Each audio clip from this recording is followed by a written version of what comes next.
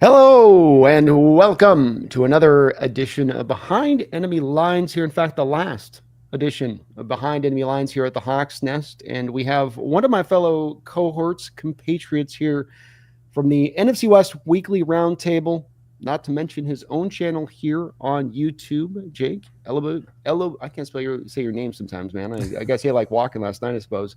Jake's in the house here from his channel here at Jake Ellenbogen here on YouTube. Jake, thank you for joining us today, man. How's it going? It's going, man. Appreciate you having me. I mean, I was so bummed we didn't get a chance to link up earlier in the year. That was my bad. You get grinding, all of a sudden the week goes by, it's Saturday, and you're like, I never reached out to Brandon. And it's, so I'm glad we're able to do this. I have a tremendous amount of respect for not only you, but your audience that's just constantly showing up for the round table. That I will go as far as to say, maybe I shouldn't say this, but it is what it is. They've taken us to the next level, and it's because of you. So I could say that because I was on the round table when we first started, and I'm on the round table now that Brando has come over, and it's night and day. You can tell when you have a loyal following, and you've really developed an audience and a community, they'll follow you into the fire. And, I see them every single week. Doesn't matter if they win or lose. They show up and show out. So a lot of respect to all of you. Well, I appreciate that, and I'm sure they absolutely do as well. I can't take credit for it, man. They've just shown up for me, and they are there every show for me. But like you said, they've been great on the round table too. And I love the dynamic we've got there, man, where I've seen some of those roundtable shows where it's out on the East Coast, especially those folks. And this is kind of guys with East Coast connections, a little wire tight out there, little wire tight, little on edge.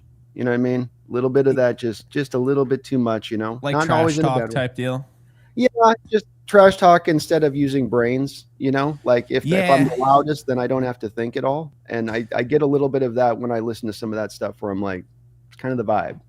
Yeah, I think our show marries both passion about our teams, but also like analysis. Like we have, there's a method to our madness. Like You're not going to just say, Geno Smith's the best quarterback in the NFC West, and like you're wrong.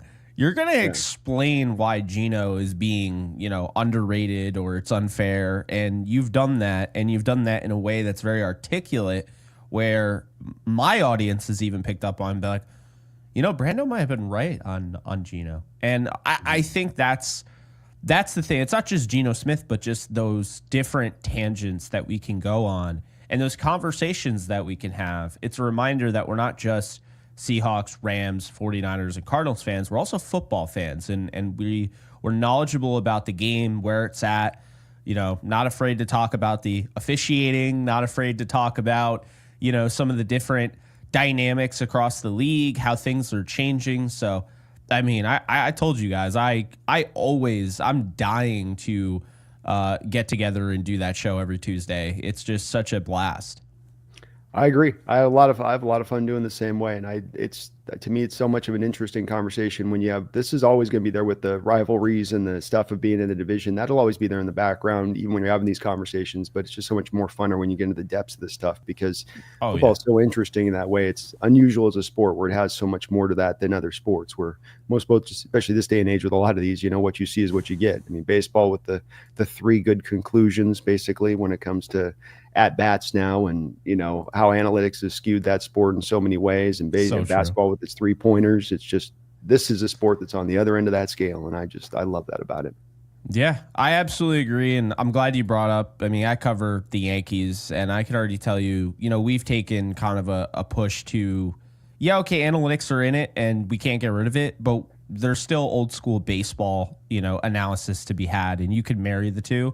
And I feel like we've done that also on our show, like with PFF, and then giving our take and where guys are, in terms of big time throws or something, or turnover worthy plays. Or I think you do a great job, like yesterday, talking about the defense that, if the Rams play Washington, they're really good against that, like Dan Quinn type defense. It's just, we all have something to add. I mean, it's really cool.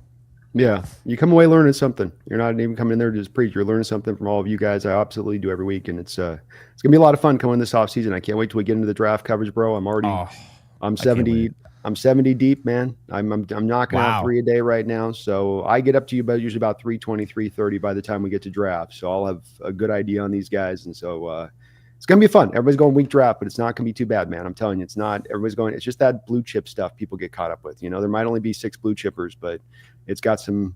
It's got some. It's got the goods to it still. It's got that. It's so true because it's like the draft could have the most depth ever, but if you don't have those elite blue chip prospects, people will say it's a shitty draft. Yeah, Every time. especially when the QBs aren't good with it too, or they're Oh, in yeah. that, you know what I mean, where it's like, well, they're first rounders, they should just be first rounders, but you're going to make them top 5, and it's kind of a weak top end draft, and it's like a double dip of then, well, that's just a crap draft, then, man. That just means that draft sucks. It's like, well, it's differently strong, It's Absolutely. it's just differently strong.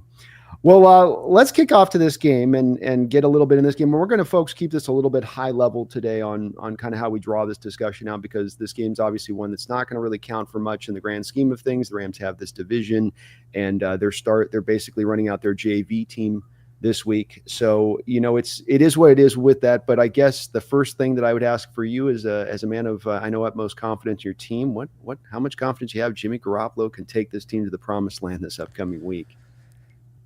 I think he can keep them in it. I think the Rams could sneak out a win, but I'm not necessarily confident going into this. Like, I wouldn't pick them to win this game.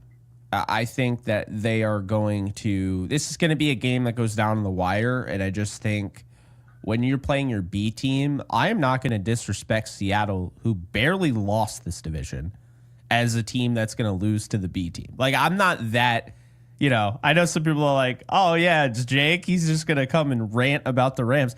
No, I'm not that ignorant. I mean, this division was won by the 5th tiebreaker down. You know what I'm saying? So I'm not about to say, yeah, our B team is so much better than your 8th. That's ridiculous. So I do think, Garoppolo gives him a chance because he can run McVay's system.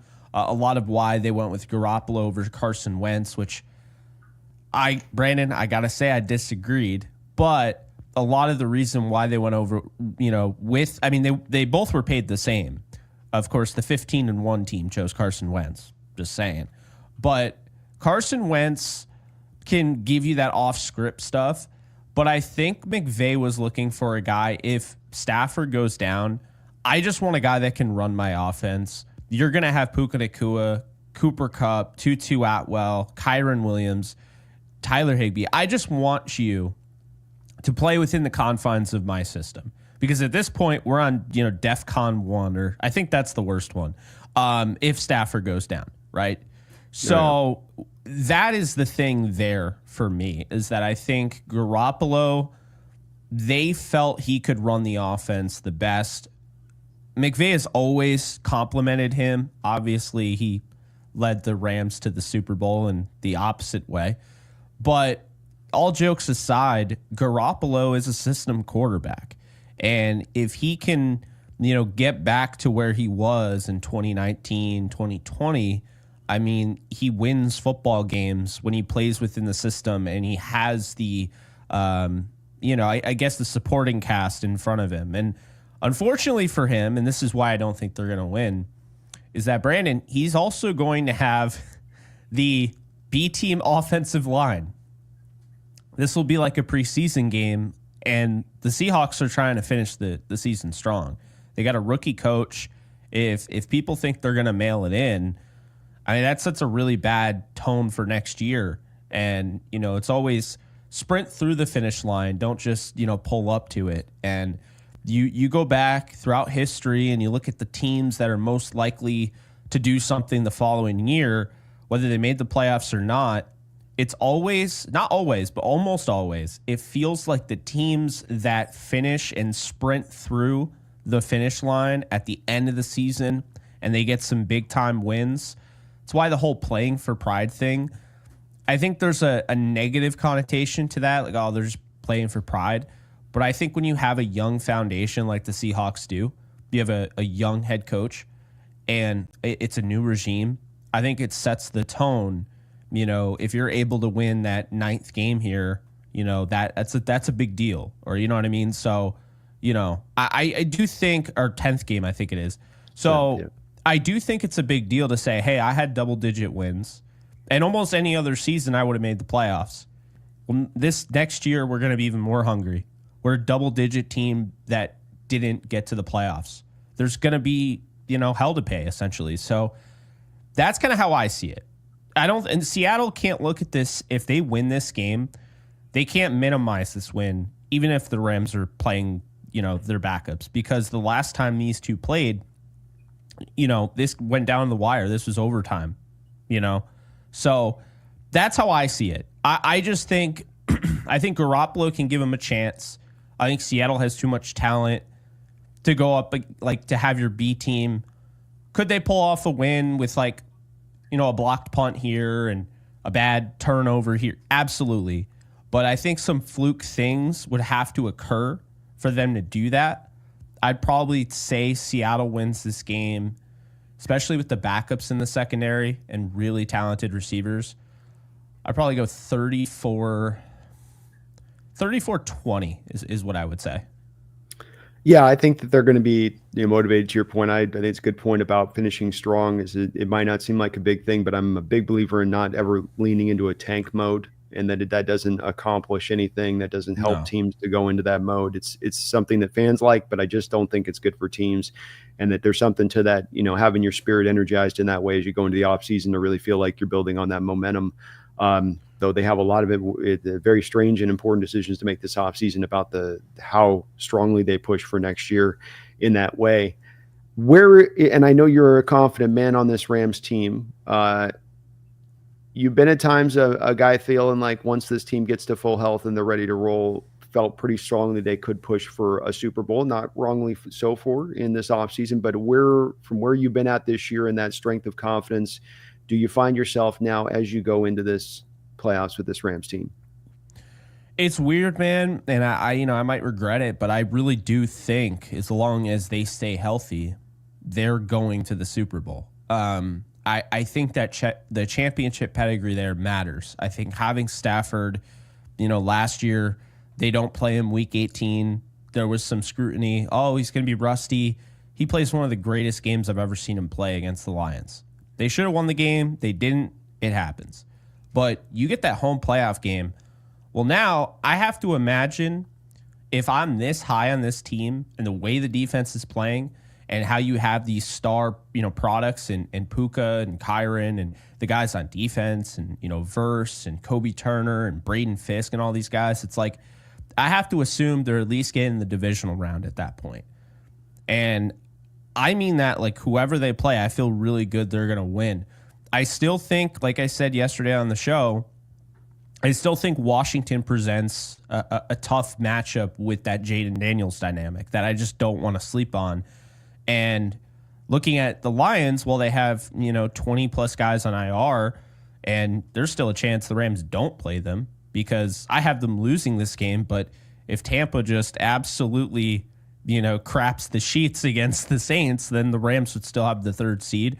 Or if Tampa wins and the Rams lose, but the Lions the Lions beat the Vikings, then the Rams would play the Vikings, and the Vikings would get the Rams in a rematch in a game that I wouldn't say came down to the wire. I know a lot of people have issues about the face mask call, but they were down by 8. I'm not going to say they go down the field to win because there's no way they could have scored 9 points on that drive. The way that's kind of covered is a little ridiculous, but I think really here, Brandon, regardless of who they play, I feel confident, going into that home playoff game. I think the atmosphere is going to be really nice for this team because last year they had to go on the road and they played arguably, I would say the worst. That was probably the worst fit because the Lions and what they were accomplishing at that time, that crowd was like the rowdiest crowd I've ever seen. I mean, it was loud. And I feel like if you go in, you win at home and say you're the 4 seed, which I think this is what they're going to be. So now, the 1 seed, they're going to play the 7, the 6, or, whatever. But since I think the 4 is going to beat the 5, And, the 6th, that would be the Commanders and the Bucks, and the 7th would be the Eagles and the Packers. I will take the Eagles on the road, at home here. And then at that point, the Bucks taking on the Commanders, I think that is kind of a 50-50. I'll lean towards how hot the Bucks are and how many points they're scoring and how Baker Mayfield has the most touchdown passes in the league the last 2 years.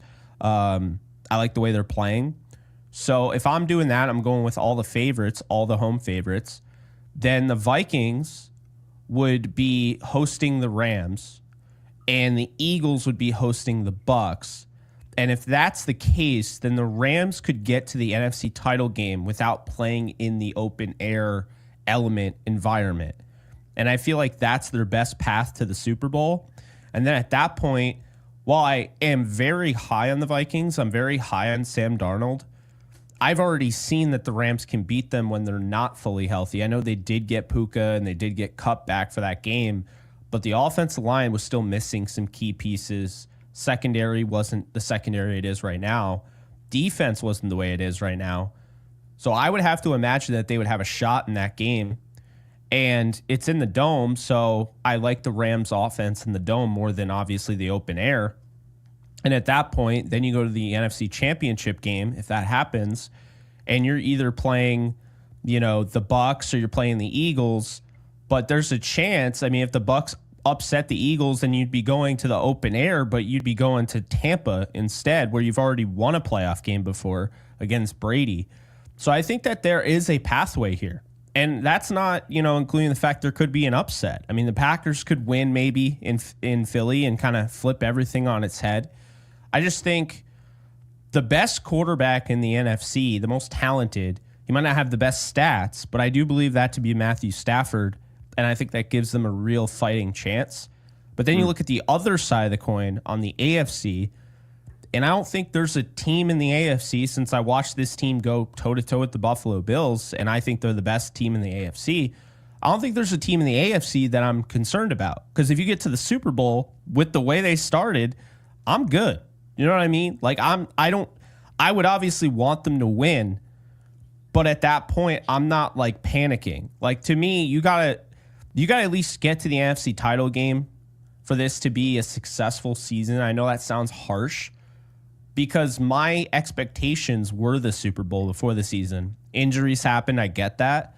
But now that you've gotten yourself somewhat back on track, that's my expectation. And I think it's fair, and I think they can definitely do it. I could certainly see it. I think there's matchups here on the NFC that are better for you than there's other ones. I know you've said in the past Eagles aren't the best matchup for you guys. I think that's still kind of the case. I know we talked about the Packers and you feel a little confident with them. I feel like the Lions are in much weaker state this year than where you've played them last year in their house and almost beat them. And so I think that matchup, especially if it's one where they're coming into your house, that's a win. I think the Vikings, you guys showed you could beat them earlier this year, and that's a good matchup for you guys on that being, Flores wants to blitz. Stafford can beat the blitz like nobody's business, being an older quarterback. He is under a lot of duress, I know, recently, but that is one place where he can get after it. And I told you on Washington, with Quinn and that defense, I know Stafford and McVay, I'm telling you, man, he had that thing solved with Carroll at the end. He had it figured out. And so it's kind of like there's half of them I think you guys can really roll through. Even Tampa Bay, I think, is a good matchup for you guys on that side. It's really just those couple of teams here in the NFC I look at, being the Packers, be it the Eagles, that are the two that really stand out to me, that are the ones that I think wouldn't be good matchups for you guys, either on the home or on the road. Yeah, and in a way, we kind of take it for granted, but the NFC doesn't have a lot of open air matchups. You talk about going to Arrowhead, right? You got Pittsburgh. That's not easy to play there. You got Cincinnati. You got Cleveland when they're good, right? Buffalo. All the juggernauts, and obviously I said Cleveland, but when they're good, of course, all the juggernauts, Baltimore, you're all playing outside in the cold. And that's interesting because it's almost like, in a way, as time has gone on, and maybe this has always been the case, maybe I'm just now noticing it. I guess it has, because Denver and when the Jets were good and, New England, it's like an NL AL type of thing. The AL has a DH, but the NL doesn't. And the NL, they have pitcher parks, and the AL has hitter parks. Well, in the AL, which would be considered, I guess, the NFC in this one, you're expecting more points. There are a lot of domes, a lot of, whatever. And then, the NL, which is completely like, it's more traditionalist. Pitchers hit, not anymore, but they used to. And it's like there's more of the older stadiums that are outdoors and the elements actually. So that's kind of the funny thing, Brandon, is that we always talk about how, well, this is what it's going to take to win in late January. But when we're talking about that in the NFC, it kind of sounds silly because it just is like a regular game. You're just talking about really the atmosphere with the fans because a lot of these teams are playing in a dome. But the AFC, you really start to see that. And when teams, when people talk about, was Lamar Jackson going to work out in the AFC North, this is what they were talking about. And Lamar Jackson, for instance, has kind of struggled in the postseason, hasn't really gotten off the mat. And you've seen Patrick Mahomes thrive in these moments. And you saw, Ben Roethlisberger with the Steelers thrive. And Peyton Manning proved to, even when he went to Denver, he could still thrive in that moment. And obviously Tom Brady. So it's interesting as this, I don't know why I'm just noticing it or recognizing it. But yeah, in a way, like, these aren't just two conferences. They're two vastly different conferences that have an almost completely different culture and style of football than the other. Yeah, and I've always said that I think that the NFL's sometimes chopped up into two different seasons in the way that offenses and defenses can work, because as the elements come into play, they have that bigger effect on how the game is played. And you mentioned Lamar, and the big thing that stands out to me with Lamar watching him through the years is that part of why you see him get the playoffs and having the issue is a little bit of getting wore down through the year at times in how much he runs the ball and not being able to call upon that as heartily once he gets to the playoffs. But it's also, as you saw last year with the Kansas City Chiefs, smart defensive teams and good defensive teams are going to force him into where in the elements for a guy that is a good thrower of the ball and can make a lot of good intermediate throws and good short throws and good timing throws and become even times progression reader out of that, still on some of that deeper throw stuff where if you force him into that box and say, hey, can you make those throws deep down there? This happens to Kyler a little bit at times too, where it's, hey, can we force you into making 5 of those throws over the course of the game? Because I don't think you're going to make them accurately. You might hit one. And that Chiefs team did it in that game. And I think it's the teams that stop Lamar are smart enough to do it again and again. And you take away his legs and you take away the short passing, you take away the intermediate, and you say, okay, here's where you're going to have to hit us.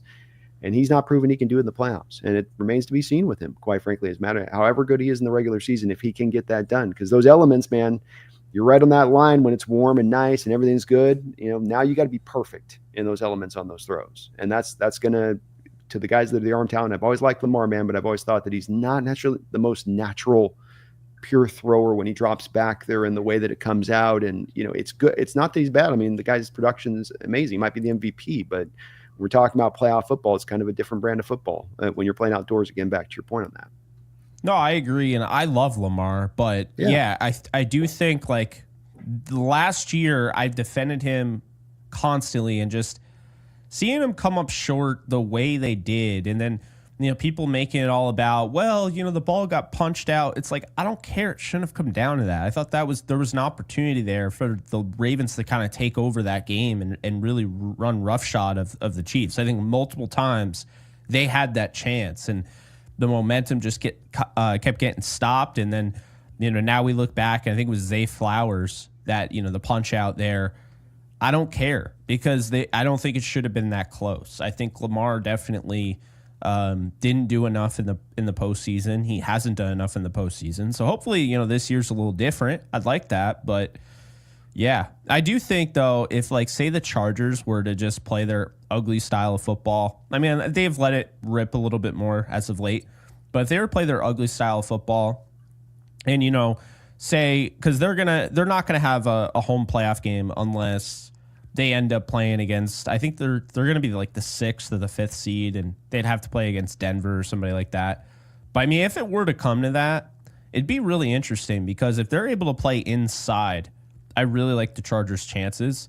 But that was the issue, I think, kind of going into this is that when you look at some of these teams, like, I don't know if I trust the Chargers, on the road. I honestly don't. If they were playing in a dome, I think it works best with Herbert. I think it works best with their offense. So, yeah, I know it's a long, conversation we're having about, I guess, not the Seahawks or the Rams, I guess, right now, but obviously we both love football, and it's just something I've noticed more and more.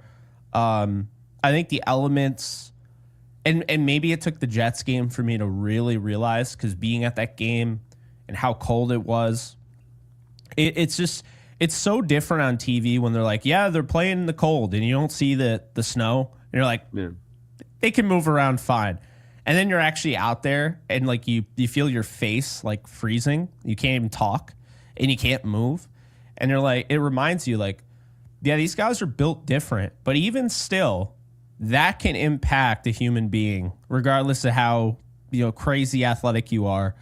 Whereas if you're just playing in a dome that has a regulated temperature and everything, it's a whole different animal. So, yeah, I guess this year I've just really appreciated not home field, but like just being in the weather versus being in the dome. And now I kind of understand why people used to say, like, if the Greatest Show on Turf played at like an outdoor stadium, they might not have been as effective as they were at like the Edward Jones Dome and what have you. So I do get what people mean now when they say, okay, well, they play inside, they play outside. I don't like their chances outside. Yeah, that's also too, though, the flip side of that is that the smart organizations build their teams to the stadium they play in, and the Greatest Show on Turf was built to the stadium it played in. We can run a precision-based passing attack. We can get the deeper passing concepts out because the guys are going to get faster up the field than they would when you might be on grass, let's say, per se. And we'll have wide receivers that are going to be speedy enough and have that burst to close that distance on those kind of routes to make them happen.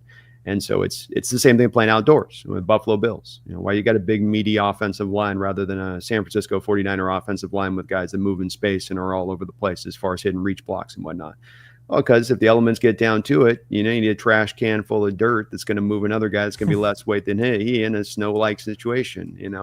It gets really simple real quick in that way. So it's I think a very interesting conversation. And again, smart organizations, your Rams team included, it's like fairly precision passing attack built on the short and intermediate concepts, mainly built with a balanced running game. But the short and pass intermediate, like our stadium, I've often said, I don't know if we can run that conceptually as far as the lead of it with just a short passing attack. We had Holmgren here trying to run the West Coast stuff, and the issue you have at times is cold, wet, windy weather. Short passing concepts don't really help both the quarterback who has to throw with velocity on those shorter throws, nor then the receiver who has to make those tough, tight catches where there's not as much separation, contact catches, because the routes are shorter by design in the playbook. So it's all interconnected. And like I said, we've gotten down a tangent here with this whole bit, but it's an interesting one nonetheless. Matt Stafford turns 37 years old in February this year, and your Rams team are cooking along right now. I guess as guys, I know there's some connections there and know what's going on in the background. Where's the feeling with him there in the long term as far as, is this season by season thing? Is there any chance he retires? Or is it just like, we're going to keep rolling, man? He might play till he's 45. Yeah, he's not going to play until he's 45 because Kelly Stafford will take him off the field herself if he even dares. But the way I see it, and kind of the things that I've heard, is that he is not retiring this year. I think even if they won the Super Bowl, just the competitor he is, he'd still come back. Because all he'd be thinking is, I want a third. That's Stafford's, you have to understand, if people think, Stafford would retire after winning a Super Bowl, I mean, think about how many years of just agony he went through, how much pain. He's already signed up for a laundry list of pain throughout the rest of his life. And that's really sad, but that's just Stafford. Like, he's okay with that because he continues to play. But he didn't sign up for that for one Super Bowl. He wants to win 2. He wants to win 3. He's not done. I mean, he went through all that pain in Detroit. It's one of those years they probably should have gone to at least the NFC title game, and he just didn't. It didn't happen, right? Whether the running back was the problem or the defense giving up 40 plus, there was just always an issue that was roadblocking them. So I think Stafford, here's my prediction for you, and I'm not saying this is 100% what will happen. Stafford wants guaranteed money up front. That was a big reason why this year people thought he could hold out, whatever, he wanted to rework his deal. it turned that into basically a 1-year deal, which a lot of people don't know. So his deal is basically a 1-year deal, and there's a lot of money up front. I think they're going to renegotiate next year. Stafford is going to stay with the Rams. He's going to take essentially the first year is probably going to be a fully guaranteed season, so they can't just trade him. He wants to know that this organization is bought into him, which I get, and I think that's totally fair. And then year 2 might have some guaranteed money, but there also might be kind of an out for both parties in case, he kind of falls off, next year. And then I think there would actually be a 3rd year. So it looked like a 3-year deal, play like really a 1.5-year deal. But the 3rd year would be, I believe, a player team kind of mutual opt-out that would allow him to retire if he wanted to without having $49 million against the cap or whatever it would be. Because Aaron Donald retired, and a lot of people don't realize $25 million against the cap for the Rams this year. That's $25 million that you can't spend on another player. If I'm not mistaken, it's on next year too. You still got some money on next year's cap too with it. Yeah, it's like 8 to 12, I think, something around that. Yeah. But I think they're really trying to avoid that. I think Stafford's trying to avoid that because he doesn't want to hurt the team. So yeah, the way I see it, it's going to be basically a 2-year deal, 3rd year possible, but not guaranteed. And Brandon, the way they crafted all their deals, if you didn't notice, 3-year, 3-year, 3-year, 3-year, all across the board pretty much. And I feel like that was them kind of telling us that's our window with Stafford, giving him a 3-year deal. So that's why it's probably going to be pretty much a 2-year deal that he agrees to this offseason with the potential of having another year on top of that, but likely not playing out that year. Kind of like what they did with Aaron Donald, but obviously, hopefully a little bit better, and you don't, have $25 million in dead money or whatever. Because I kind of beat that over the head with a stick, and I constantly go back to that. And there are a lot of Rams fans that don't want to talk about it because they're like, well, Donald did so much for this organization. I'm like, I'm not saying he didn't. I love Aaron Donald. But you can't tell me that you wouldn't want $25 million in cap this year. Well, we got all our free agents. That's what you believe. But there were some guys that they couldn't get. For instance, I can tell you this right now, Andrew Van Ginkel, they could not go after him on the level the Vikings could because they did not have the money and, the allocations because they were going to spend $3 million on Garoppolo. They were going to go after Cam Curl. They were going to bring back Darius Williams. They really liked Trey White. There was another defensive lineman they really liked. They liked the guy who retired. I totally forgot his name. No. It was the corner that from Houston that retired, Steven Nelson. They really liked him. Then he retired, and so they went a different route. But that's the thing about the Rams is that when people say, well, it turns out we didn't need that $25 million, that's ridiculous. You don't know what they would have done with that. So they had to essentially replace Aaron Donald with 2 draft picks, and they actually had to give up capital to move up 12 spots to get one of those picks in Braden Fisk. And that's the thing is like when you hear people say, well, that didn't really impact us, it's like you don't know how much it impacted us. That's the thing. They did a nice job of pivoting, but I don't see it like, oh, okay, they made up for it in the draft. I see it like, oh, just imagine whatever they could have done with that $25 million with what they did via the draft. That's always how I look at it. Probably unhealthy. But yeah, I think to answer your question, I think Stafford will be like a 2-year deal with a 3rd year kind of opt-in, opt-out situation. And they'll go from there. But anyone that thinks he's going to retire, especially if they don't win the Super Bowl, and thinks that he's rapidly declining and that the Rams are, trying to move on from him, that's not the case. I can tell you when it comes to earlier in the year, the Cooper Kupp rumors, those were real. There was some legs behind that. But as far as Stafford, I don't believe for a second there were any legs behind that, Brandon. I think that was one of those. I know someone that covered the Giants was like, yeah, we should trade for Stafford, which is still to this day the most confusing. thumbnail. That it was the most confusing time because I was like, but the Giants aren't good. It's like if you were trading away Stafford and, say, I don't know, you think, yeah, Jane Daniels is great, but like Washington, if they had Stafford, they win the Super Bowl this year, as opposed to maybe getting bounced out early in the playoffs. Or if you thought the Vikings, right? You like Darnold, but you're not committed to him, and maybe the Rams would take him. Okay. But like the Giants weren't going anywhere the whole year. No one liked that team, including Giants fans. It was horribly, horribly crafted. And they did the whole, all right, Saquon, you enjoy. The grass isn't always greener. And then he came back and said, it is very green, and it is way greener over here in Philly. And then they were just kind of like, yeah, Tyrone Tracy. And I like Tyrone Tracy, but like they were like Malik Neighbors, and that was it. The offensive line was in shambles. They had injuries. They had no depth. They basically were selling you, if you're a Giants fan, they were selling you Dexter Lawrence. They were selling you Brian Burns, Kayvon Thibodeau, and Malik Neighbors. They let go of a 24-year-old safety who's one of the best ball hawking safeties in the league, and Xavier McKinney. They let him go for nothing. Like the Packers got him.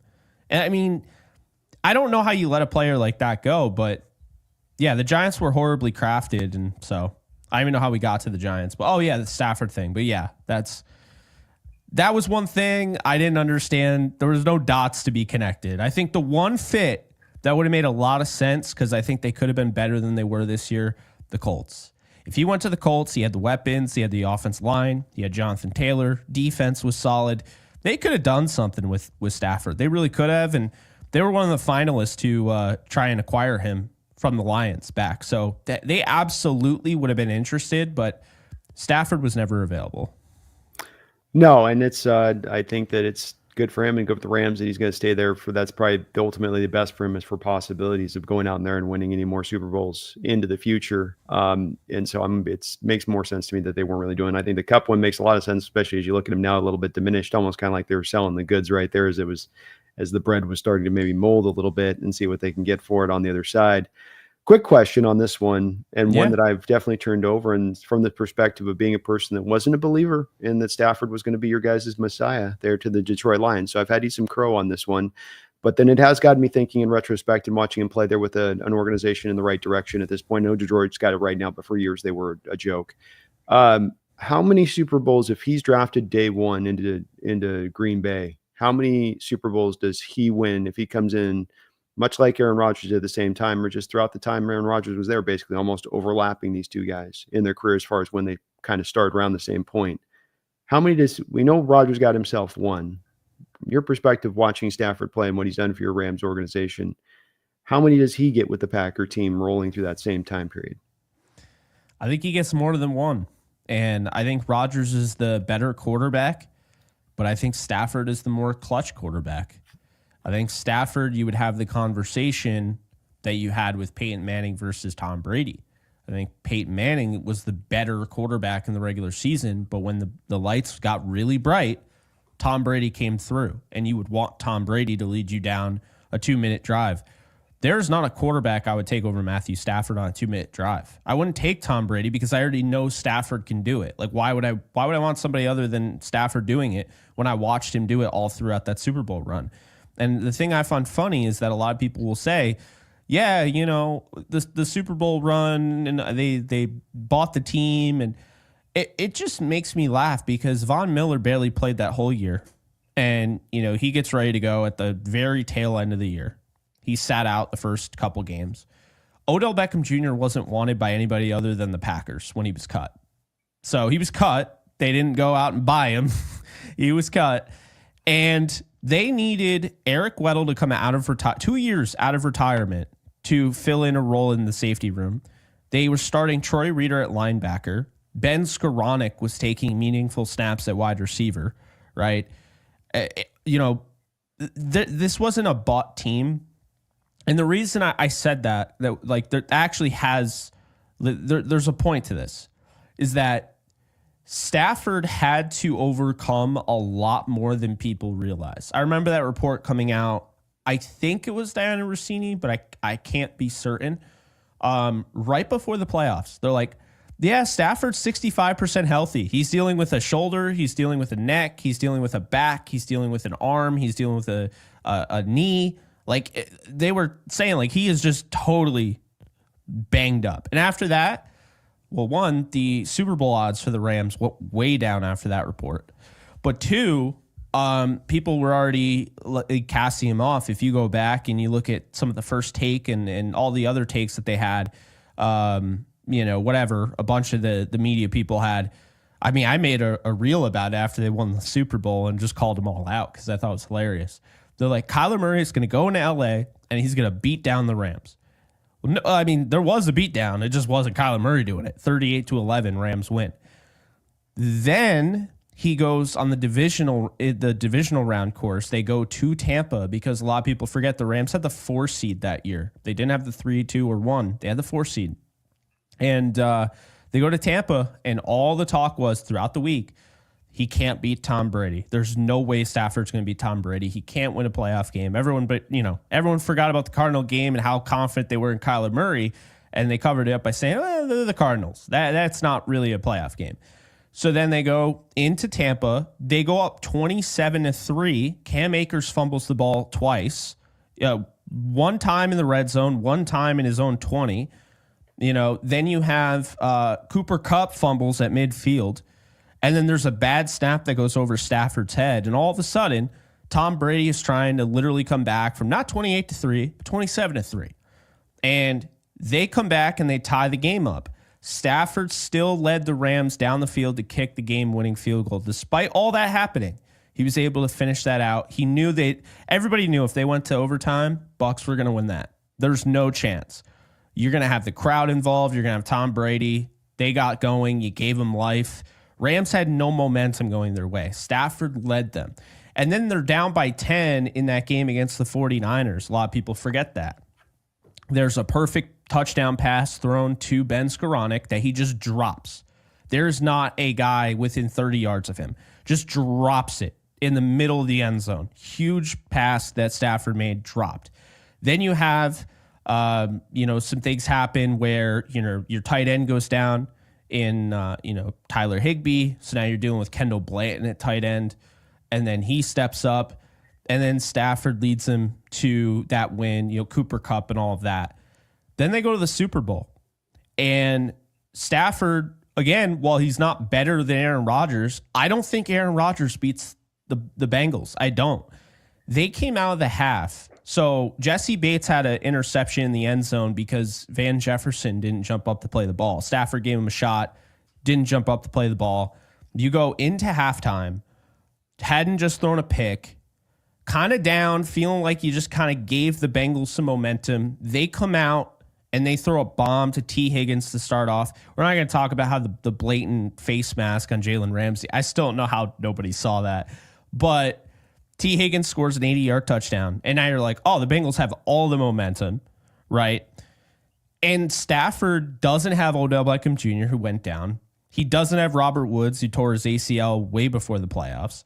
He's got Cooper Kupp, who they're just throwing 3 guys on, because the other guys are Van Jefferson, who's playing with an injury, and a young player that's never been in this spot before. Then you got Ben Skoranek, who was a 7th-round pick, who barely got any opportunities and dropped the game-winning touchdown in the NFC title game. You're dealing with 3rd-string tight end, Bryson Hopkins, who's barely played all year. Your running backs are all injured. Darrell Henderson is playing with a high ankle sprain.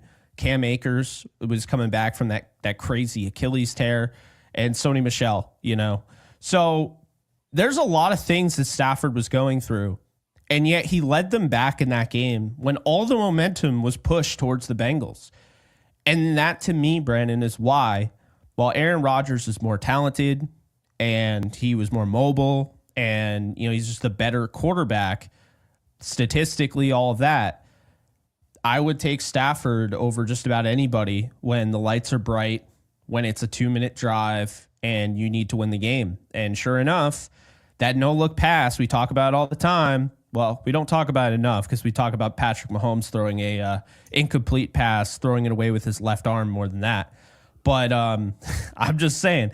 But man, I'll tell you, having that clutch gene, there's a reason why it's such a big deal, because not a lot of quarterbacks do have that. I don't know many quarterbacks in the NFC that have that, because as well as Jalen Hurts played in that Super Bowl, he was lacking that. Like, he had his moments, but he also had that fumble that was really key and critical. And then they had a chance at the end and they didn't get it done. I just feel like when, push comes to shove, I think Stafford gives you the best chance, probably in this league right now. If I need a guy to go down the field with 2 minutes to go, I'd go with Stafford.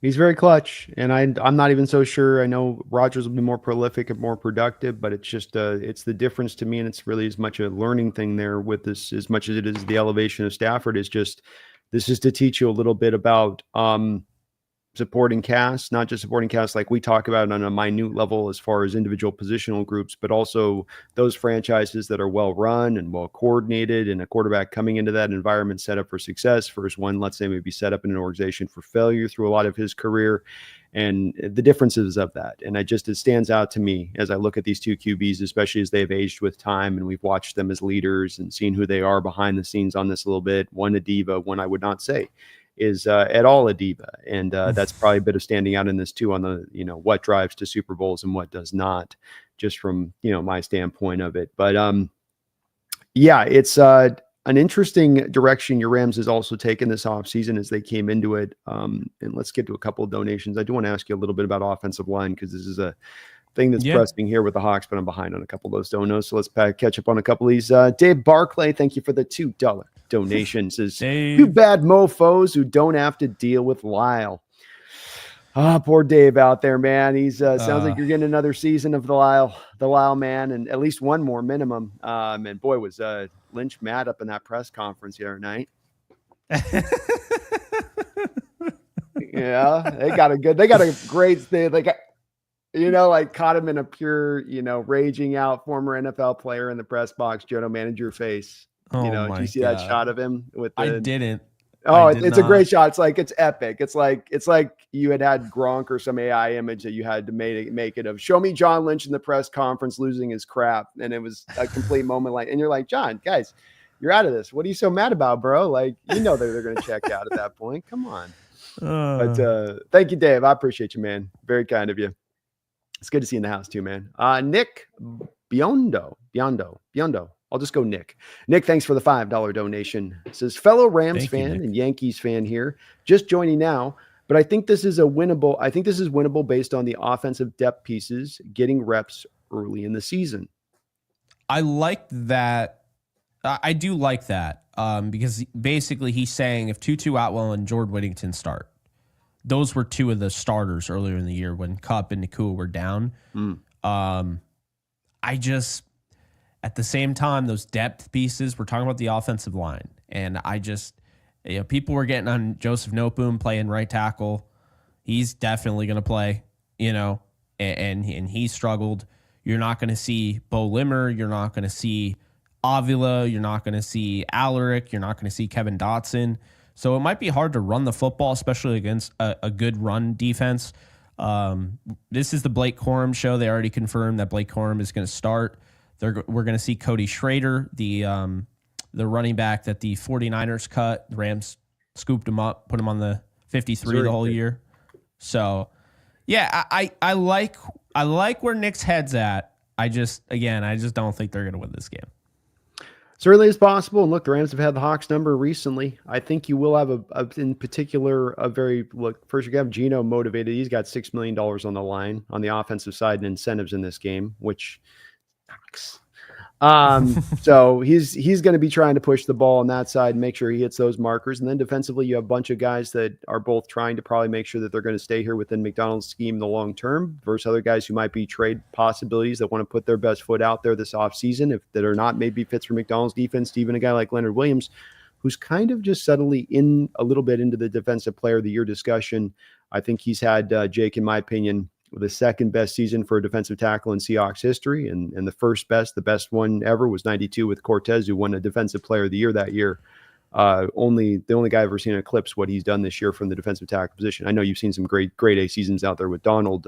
Is not to that level, but that's who is, right? On that side of it. So best of luck to you guys this week, Nick, and it certainly is possible. Hard always picked on these games where there's nothing on the line, and yet you've got maybe backups in there, but you got hungry people in there. But it's always hard to say. But both teams got a chance, I think. Long live the King. Thanks for the $2 donation. Says congrats, Jake. You two guys make the round table lit. Thank you. Oh, King. Appreciate you for that.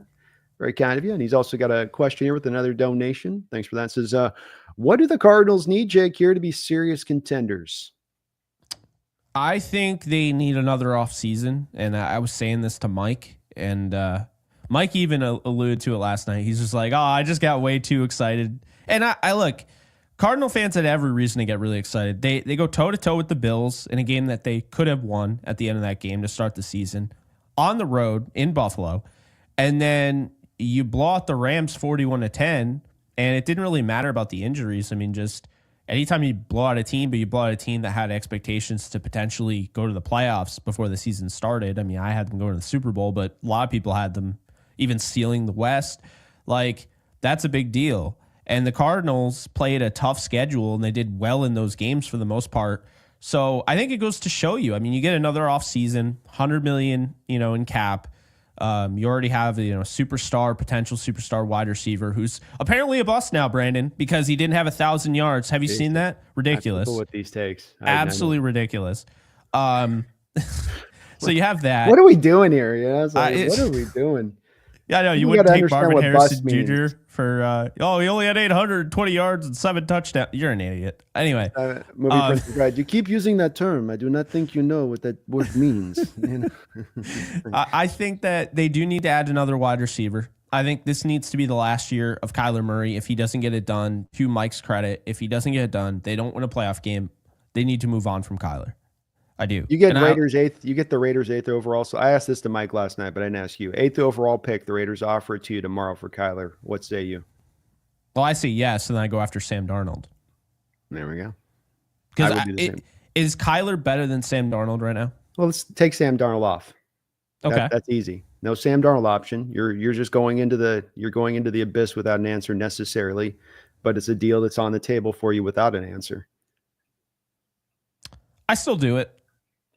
I just don't think right now Kyler, and I feel bad saying this because we all admit, I mean, Kyler's the most talented quarterback in this, this division.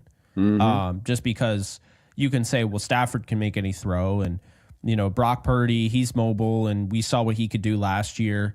And, Geno's a gunslinger that doesn't even need to gunsling, but he can.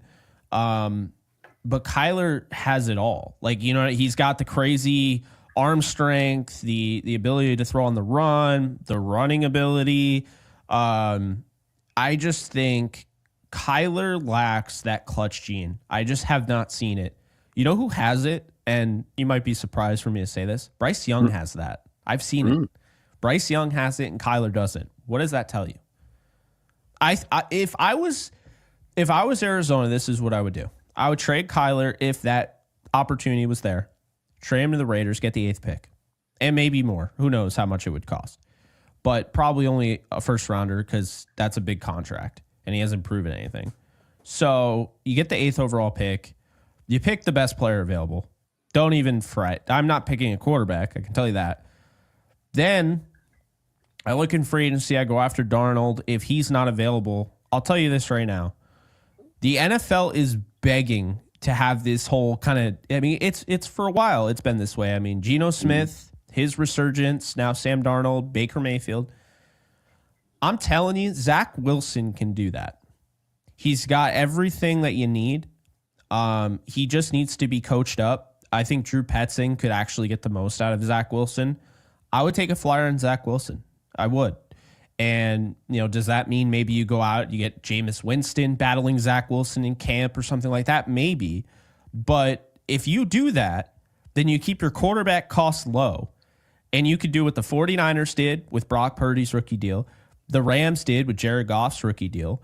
And you can try and get to a Super Bowl by just stacking your defense, stacking your offense. And if you hit on that, if you hit on Zach Wilson and you're right and everyone else is wrong, or you do it with, whoever, Justin Fields, Trey Lance, whatever, you keep that cost down at that important position. And now you got crazy pass rush, which is something that they've lacked.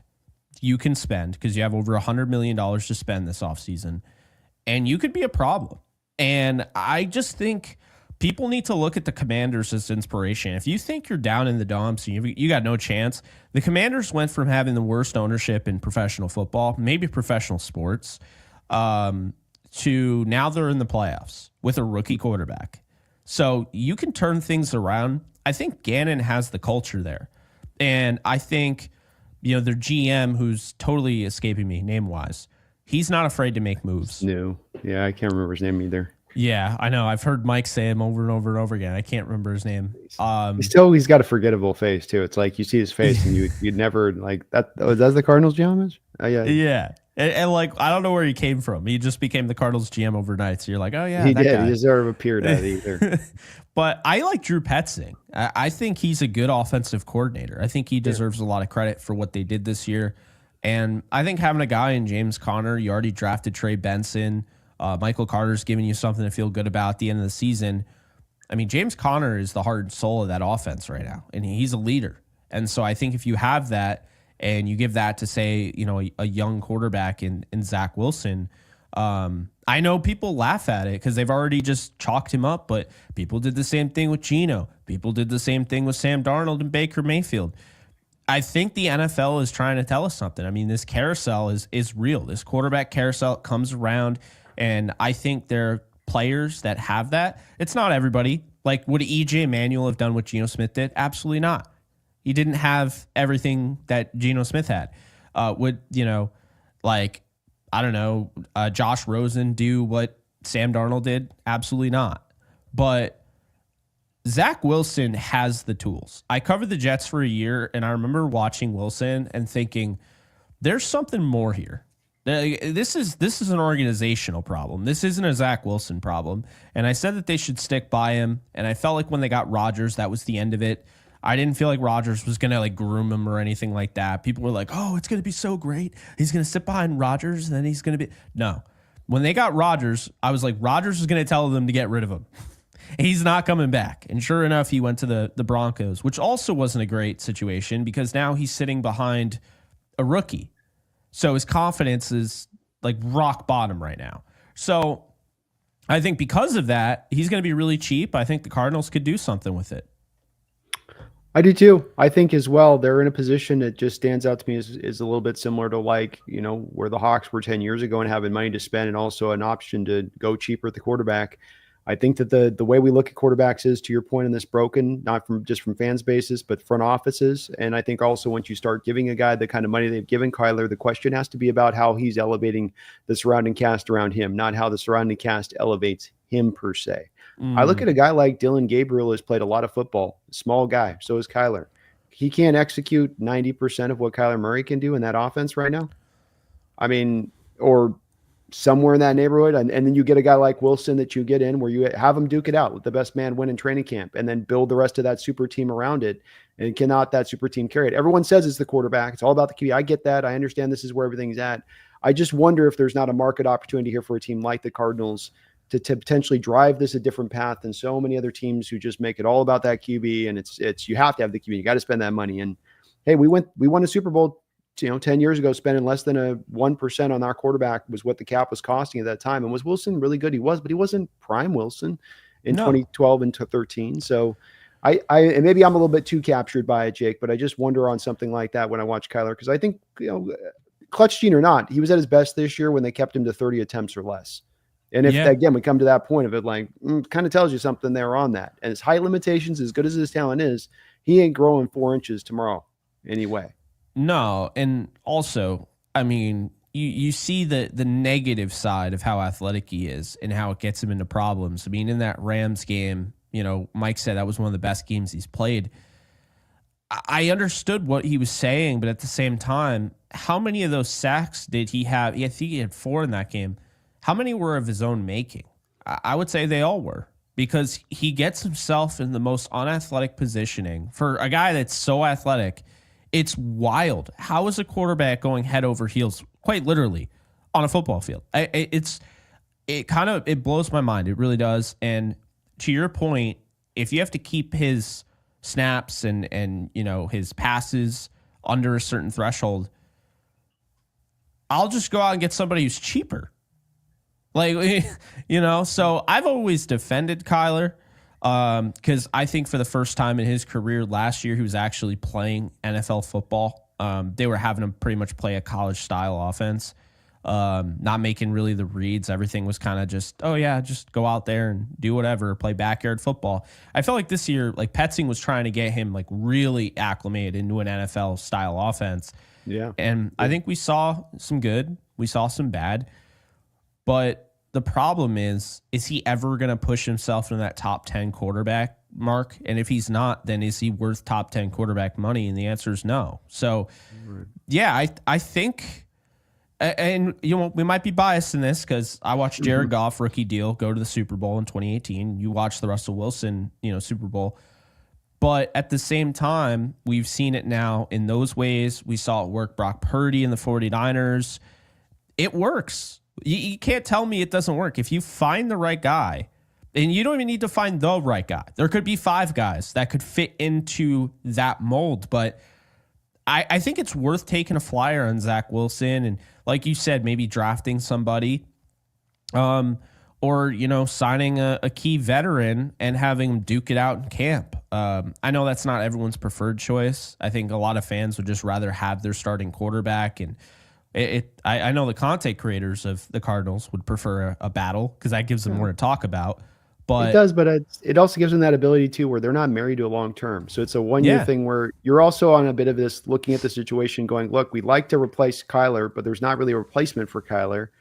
And we have a team we want to build up, and that, hey, whatever we build up right now and spend in free agency right now will still be there next year if we want to be in a position to put a Godfather offer up for 3 first-round picks to go get a Drew Aller who comes out next year or something along those lines. We can be in the position to then make that move when the timing's more right to go get that replacement.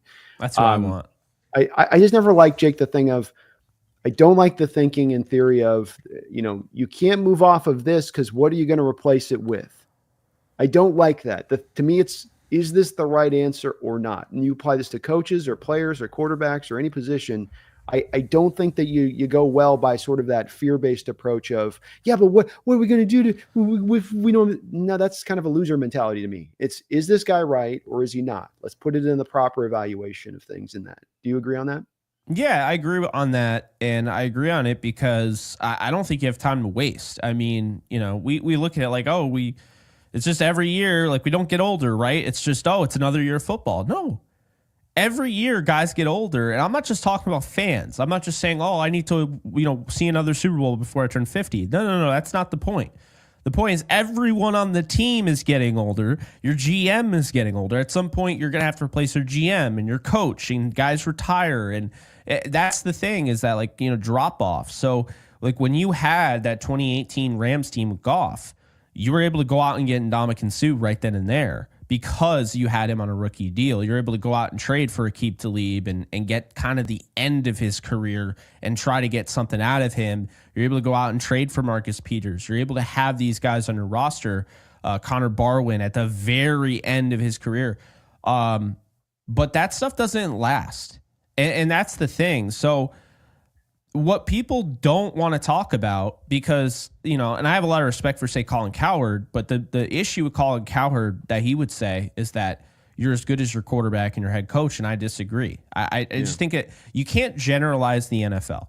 I know people do, but if you generalize it, if you're just like, Patrick Mahomes is the quarterback of the Kansas City Chiefs, they're going to win the Super Bowl, you're missing a whole broader picture that could actually lead to whoever ends up winning the Super Bowl. And it's not always simple. And we've seen Super Bowls that defeat that whole narrative. Trent Dilfer, right? If you load your defense or you load your offense, and keep in mind that whoever you put at quarterback is going to be good enough to play in the NFL and is going to have weapons that if you give them upper echelon weapons, then even those guys could make them a little bit better.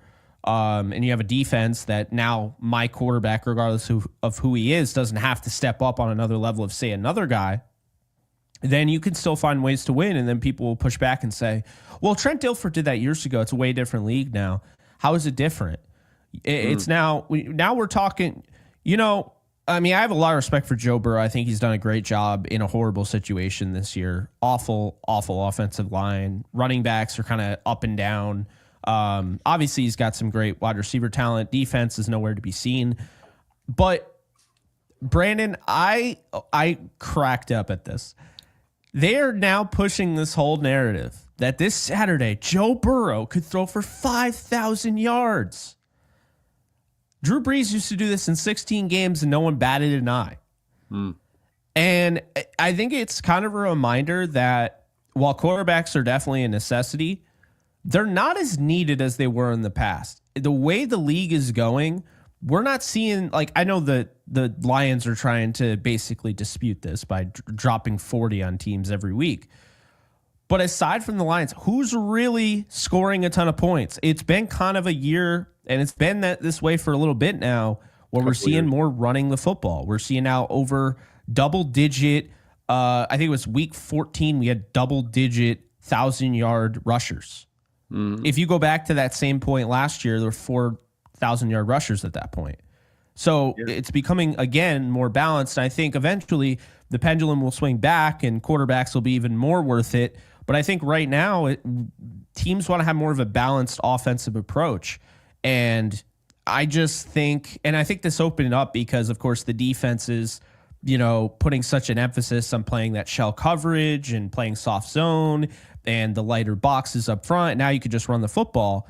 But that kind of that breaks to our point, I would say, is that, right now you don't need to pay $60 million to a quarterback if you can use that rookie contract, and you have a salary cap, and you can use that.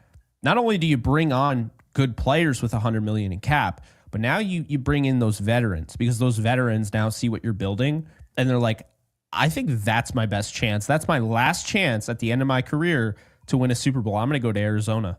That's how it happens.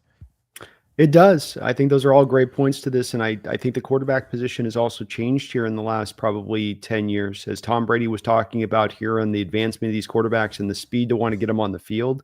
And then by which the speed you get them on the field is also then to neutralize a bit of the development.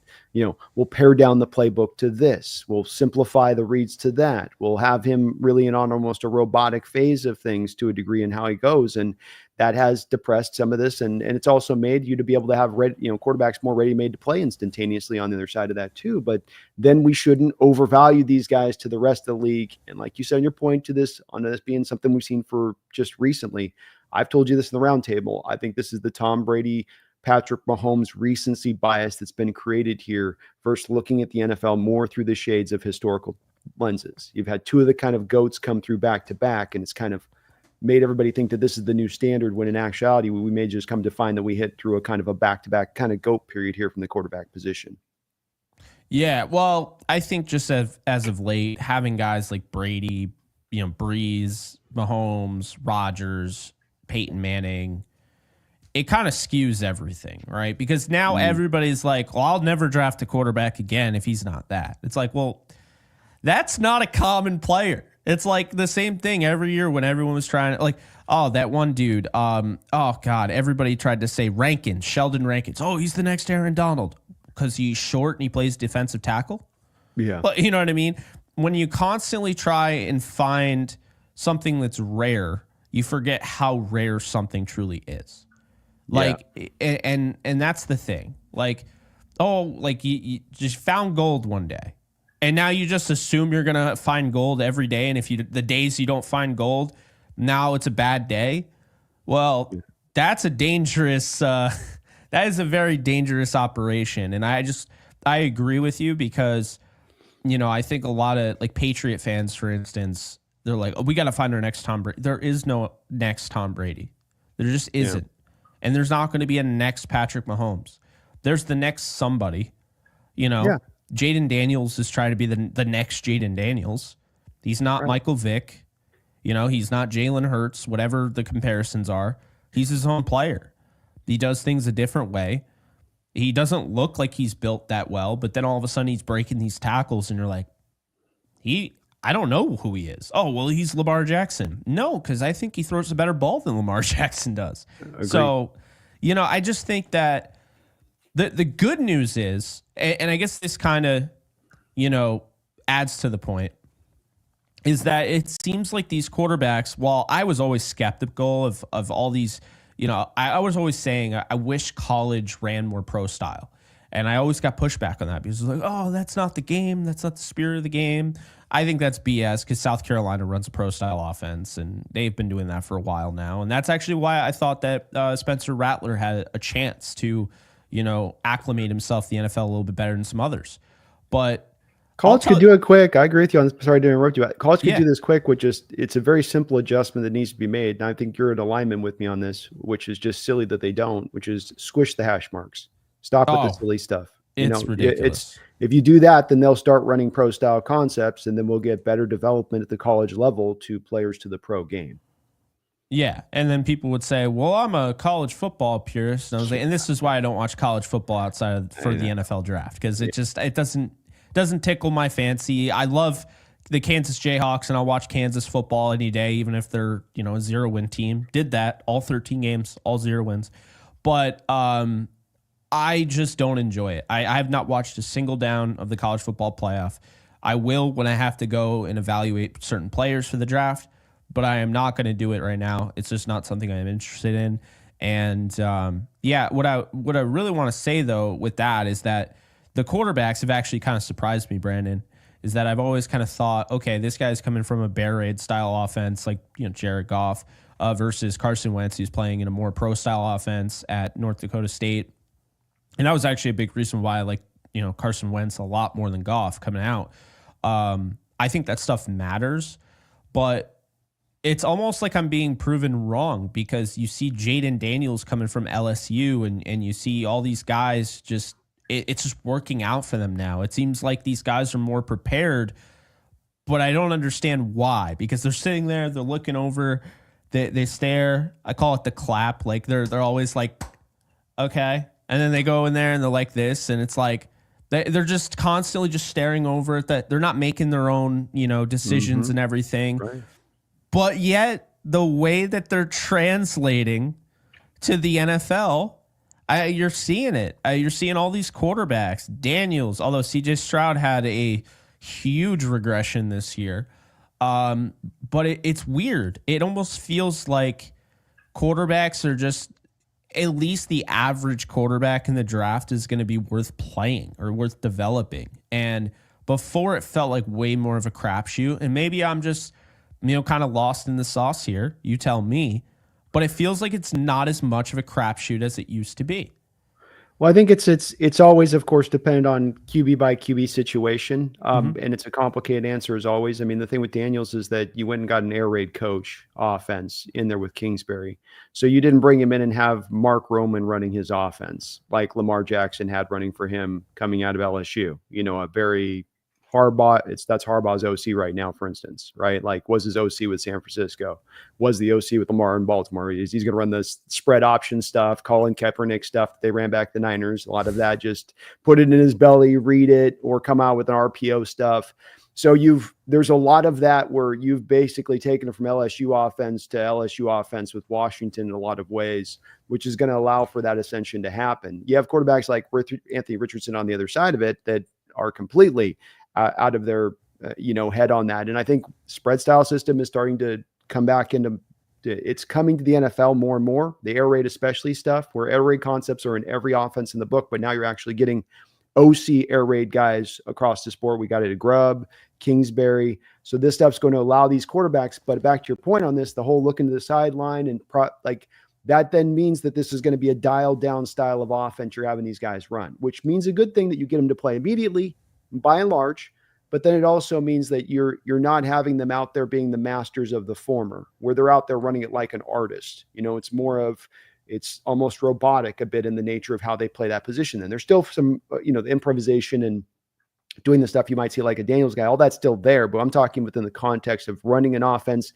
and an intricate offense, a detailed offense, one where you've got to do a lot of different moving parts from the head, neck up, especially in order to make that offense run. So I think it's dependent on it, but I think you're right that there's more of an opening now than ever to run, especially if you're embracing that. Let's run an offense a little bit more. It's like Robert Griffith kind of started this in a lot of ways with Washington, because Shanahan had the whole West Coast offense, and he came from that Bill Walsh tree going back with his dad and all that. And they got Griffin, and Griffin's like, he can't run this. Like, this is too much for him. And they're like, let's just run the Baylor stuff then. And bam, here you go, and spread concepts start to take root. I better get to a couple of these donos. I'm falling back on it, my man. Retro Schmetro, thank you for the $2 donation. Says, do we have preemptive victory shades? I don't know if either of us feel confident on either side of this with the victory shades for this next week. I mean, you can wear them if you want. I think Seattle wins. So if I was gonna, I didn't wear the shades last night. If I was gonna wear them, I was only gonna have to wear them like on one eye with my after that game with the Bears and the Hawks, falling off my face. Like, that's so funny. There would have been a comment. Like I was like, so he won the game, but they're not in the playoffs. So is he gonna wear the victory shades? And I was like, I don't think he's gonna wear the victory shades. No, there ain't no hollow wins in this. It's got to be a meaningful win for me on mine, Retro. So we have to put the shades are getting put away for the winter. It's already officially been. I put them up on ice. Just have to bring them back out next year. Radu's got an interesting question for you. We talked a little bit about this on the roundtable last night. Thank you for 4 months as a member. Radu says, what do you think if we potentially trade for a big time quarterback this offseason? Jake, Burrow, for example. And so let's set the stage on this properly. So you can answer this in the light where we want to present this, Jake. So you call up the Browns on the phone in Cincinnati. They say, okay, well, we're not really interested in moving Burrow. So you say, you know what though? We're going to make you a Godfather offer. You're moving Chase, you're moving T, you're moving Trey. Would you make a Godfather offer? I'm talking like potentially, I'm saying crippling to potentially a Hawks team from a draft capital standpoint to pivot to a Burrow if that type of trade was made available. I think it represents, it would essentially be the closest thing to what he has or what he's had at his best in Cincinnati. You got the open air stadium.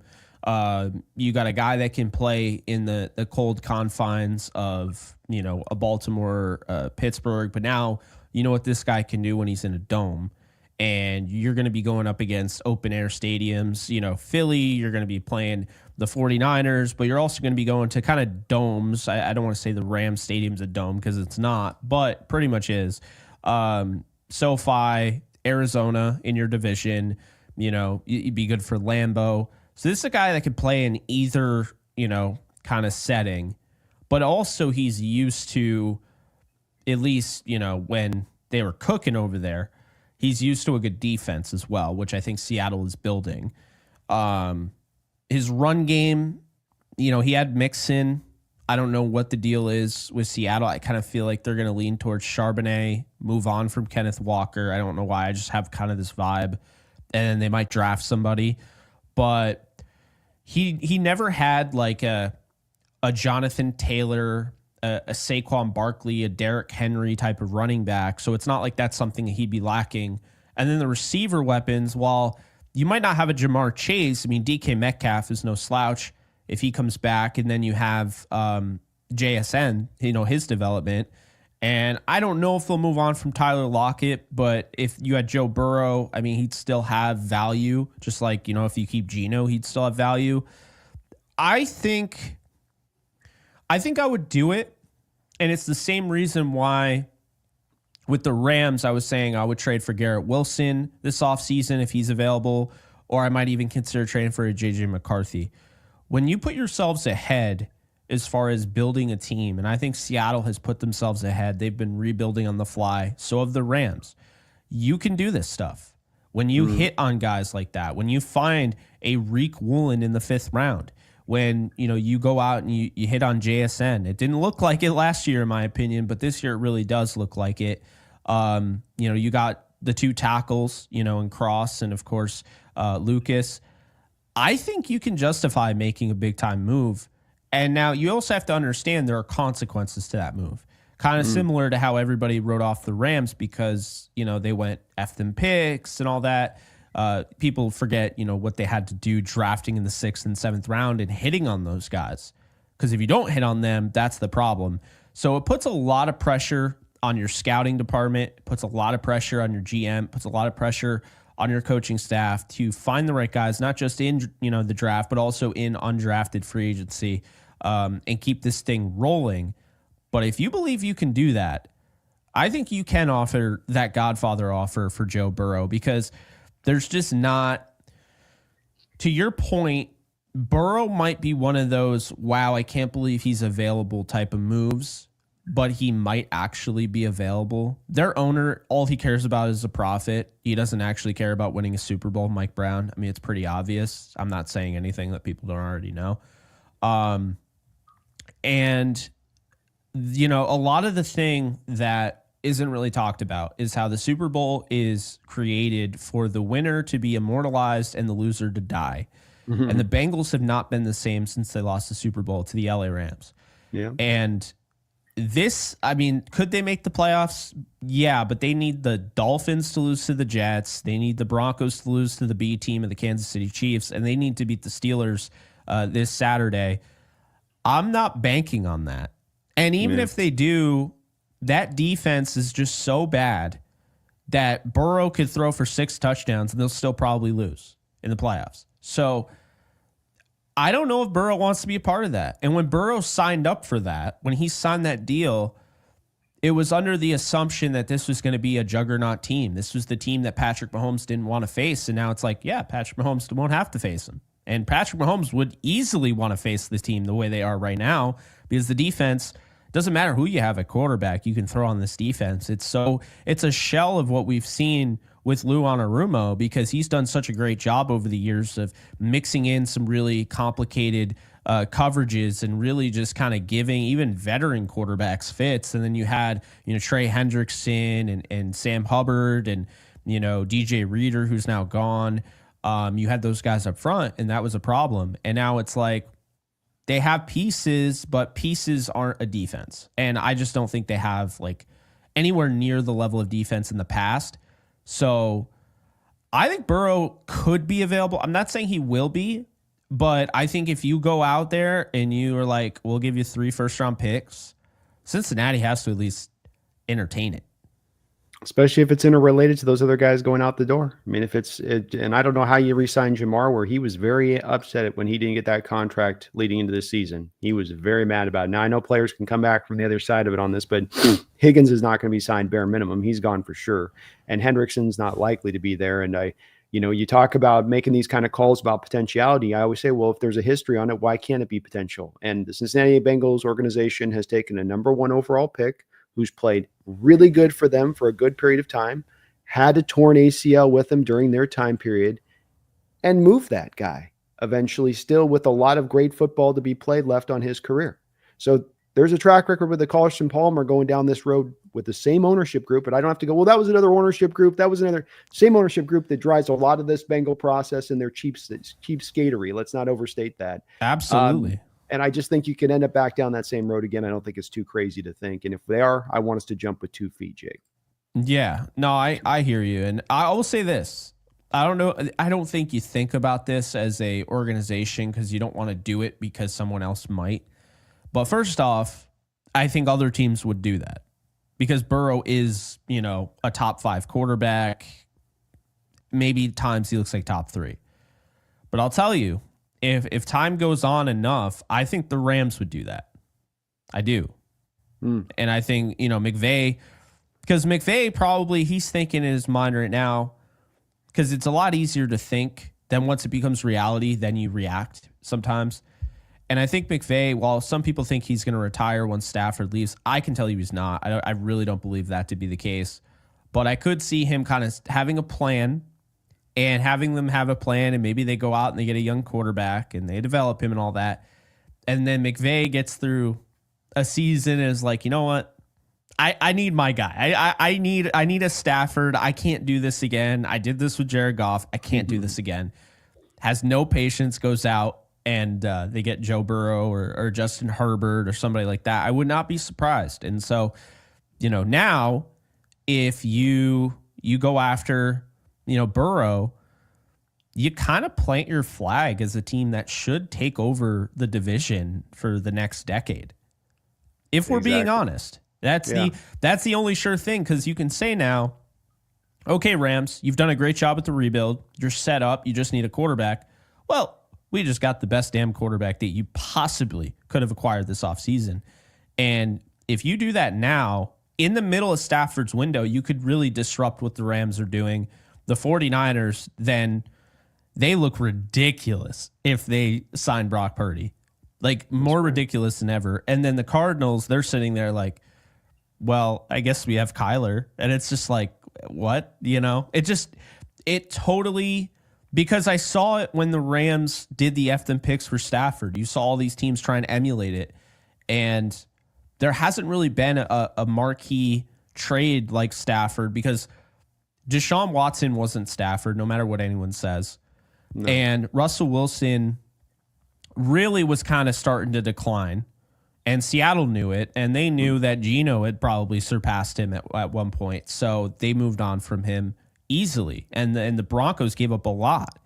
And so this would transcend the Stafford trade, because you're getting a young quarterback. Like, Burrow is not 33 like when the Rams got Stafford, 32, whatever. That would I get it. I mean, that would be scary, but I think also now it puts pressure on everyone else to do something. It does, and that's been one of the reasons I think our NFC West has been so strong for 10 years, sometimes on a perennial basis at the top of any of the divisions of football, is that we are ones that tend to spend money. We're ones that will, damn tomorrow for today, like you guys did with those picks. People want to talk about that being a buy. I didn't reference it when you mentioned it earlier. I think what this is more of the cost of doing business to get a Super Bowl. You're going down the stretch. You've got to make moves to put you over the top. That's kind of the new way it is. And I think that's going to probably be proven true again this season. We'll see how the teams get there. But that was more of what that was, rather than you guys somehow, buying your way to it. But I just think that this is why I'm willing to pay almost any cost to make kind of something like this done, especially when it comes to just pure draft capital. Is I just think this move right now, this timing, this player, if you can get him and swing him, takes a Godfather offer, make them one offer they can't refuse. Take that. But if you can do it, man, if you can do it, I say go. Yeah. Sorry, go ahead. Well, he's 28, so you get him now, and he's a lot more valuable now than he would be at, after the 2029, which is, I think, is when his contract is up.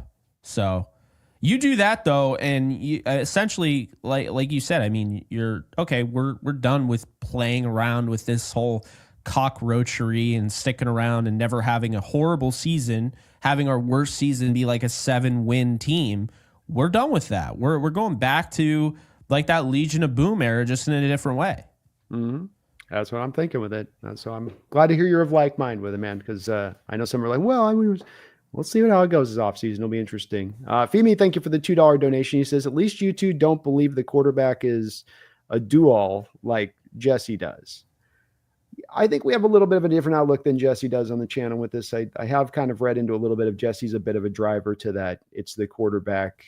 It comes down to just the quarterback thing. And part of this is I think he's got the Brock Purdy on the mind, which is, I don't envy him and having to turn that one over, because my God, you're talking about spending $50 million a year, if not more, which I think 50 might be low considering. How do you not, if you're Brock's people, get the Tua money minimum? I mean, how do you not? Walk me through that one, Tua got that money with an injury history. Well, he had an injury history worse than probably Brock's. One hit to the head and he's done.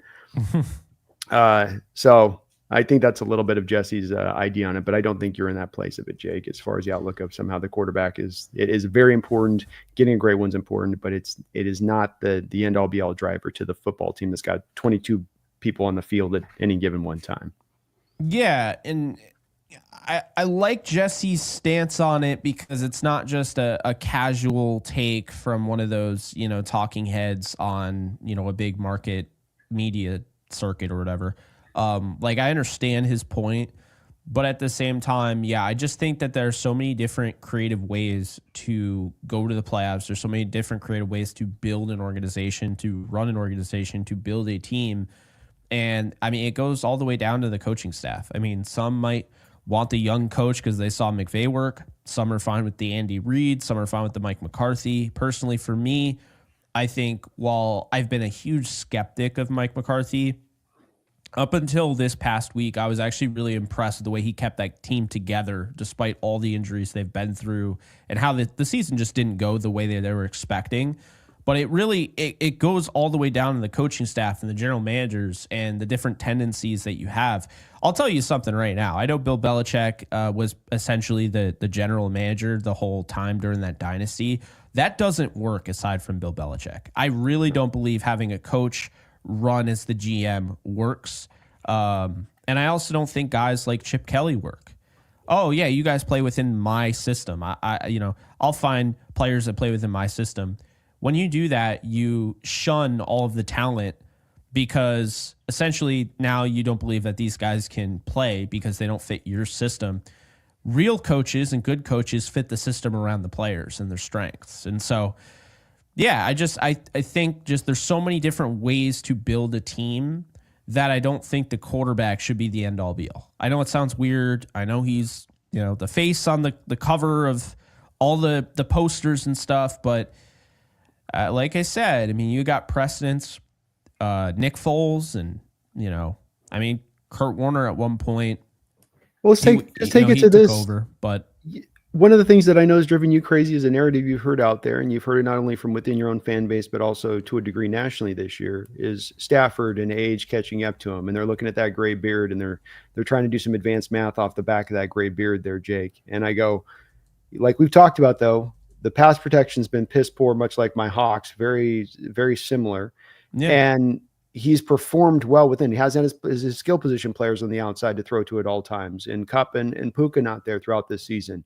And yet that's where you'll see the narrative take presence on. Well, he's kind of stopped being that guy that can elevate that cast. No, the cast has gotten so poor around him and the pass protection's got so, and he's under inundated with pressure. And this is back to the team. Then you do need the quarterback, and he is that different. He's still that guy. He is. You can see it on the throws he still makes, play in and play out throughout the course of a game. But any quarterback, when you put him in these kind of failing environments, is not going to be able to carry it through. Thusly, thinking of the quarterback as this sort of, he's the superhero who'll carry us to Savior Town is kind of not right as well. Yeah.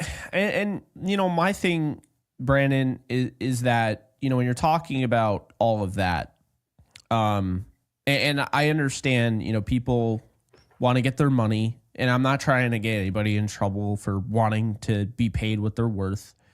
But this is what made Tom Brady one of one. He took way less money because he knew in endorsements he was going to make that back. He didn't look at it as, I could have, this and the endorsements. He looked at it like the endorsements is like what was going to pay him what he earned. And he knew this is a salary cap game. This isn't the MLB where you can just spend as much money as you want, like the LA Dodgers. Okay.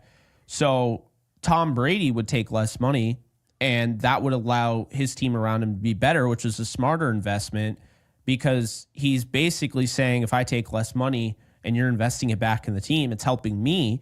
You're protecting me. You're getting more players up front.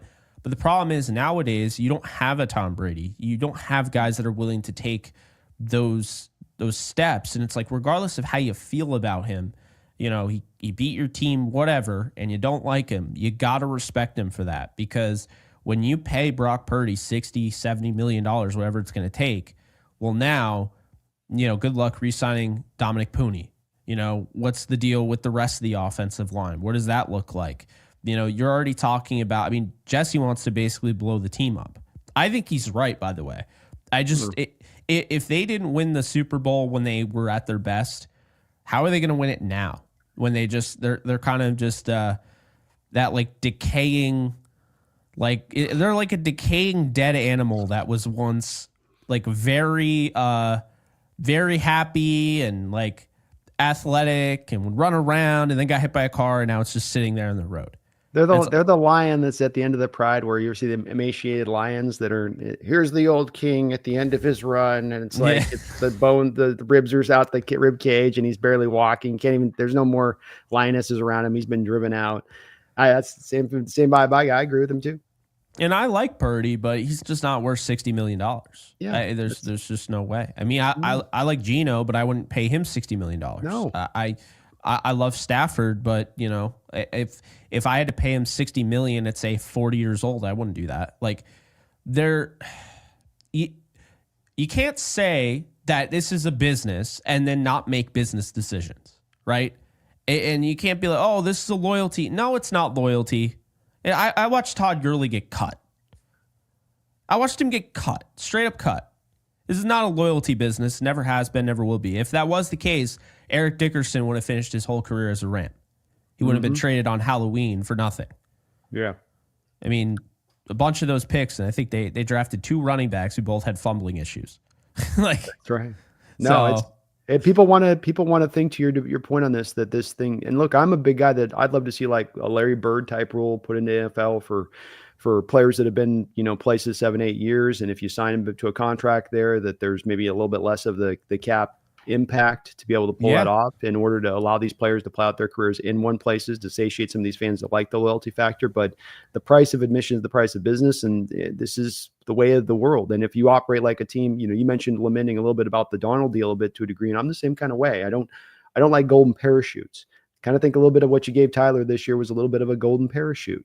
And he's not been bad, but he's got like, I think the second, third highest cap hit on the team right now. And he hasn't been that kind of guy on that he's been fine, but buddy, you don't have to pay for that necessarily. It's been kind of partly, I think, because he's been a good soldier, he's been a good team, and he's been a good leader. Okay, I get that, but man, that's a finite amount of cap. You gotta work around it. You can't afford to do that, or you're not. You choose to do one or the other. You can reward loyalty on that, or you can be a winning team. And your guys' point on cutting Gurley, well, that kind of helped you to pivot, didn't it? To faster around to getting yourself back into that Super Bowl. So as like cold-blooded as it is, it's what you have to do, unfortunately.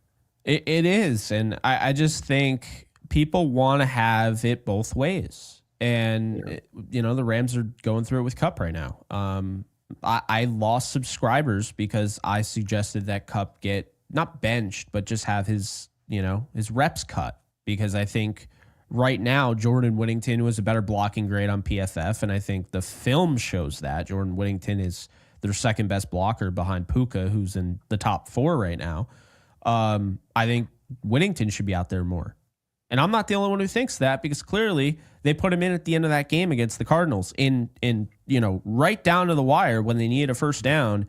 They go to Whittington instead of Kupp. So now people are like, well, he was a Triple Crown winner, Super Bowl MVP. You don't just get rid of a guy like that. You don't just trash him. And I don't know why you're saying he's trash.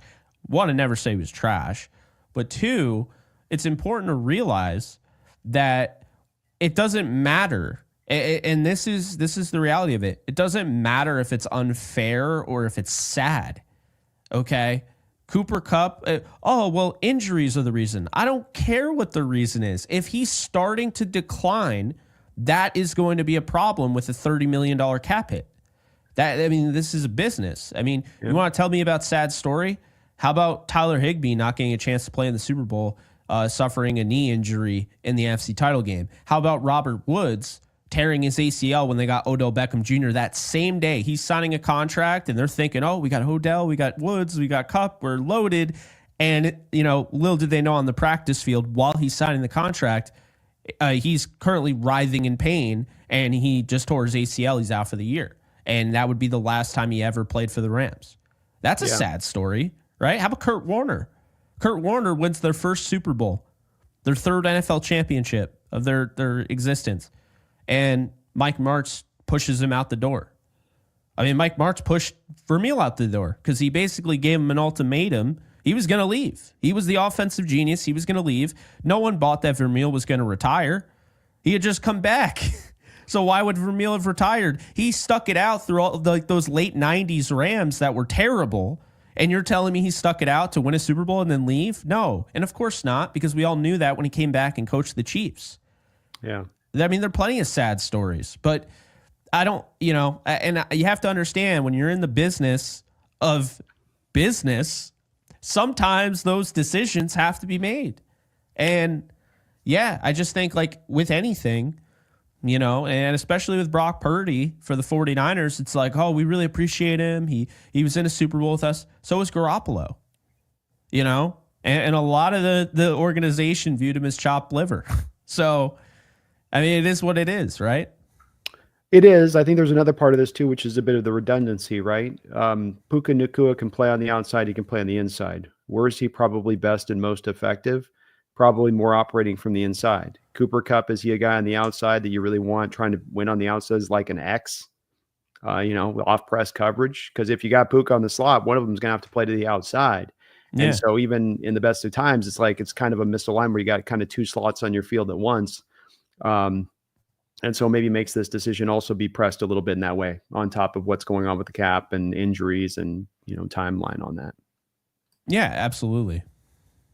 Thrill House, thanks for the $5 donation. Appreciate you for that. It says B, keep Geno under center. No more shotgun. Easier on the line for blocking. Play action bootleg. Double tight end sets. Quick throws. Too much spread for Geno's IQ.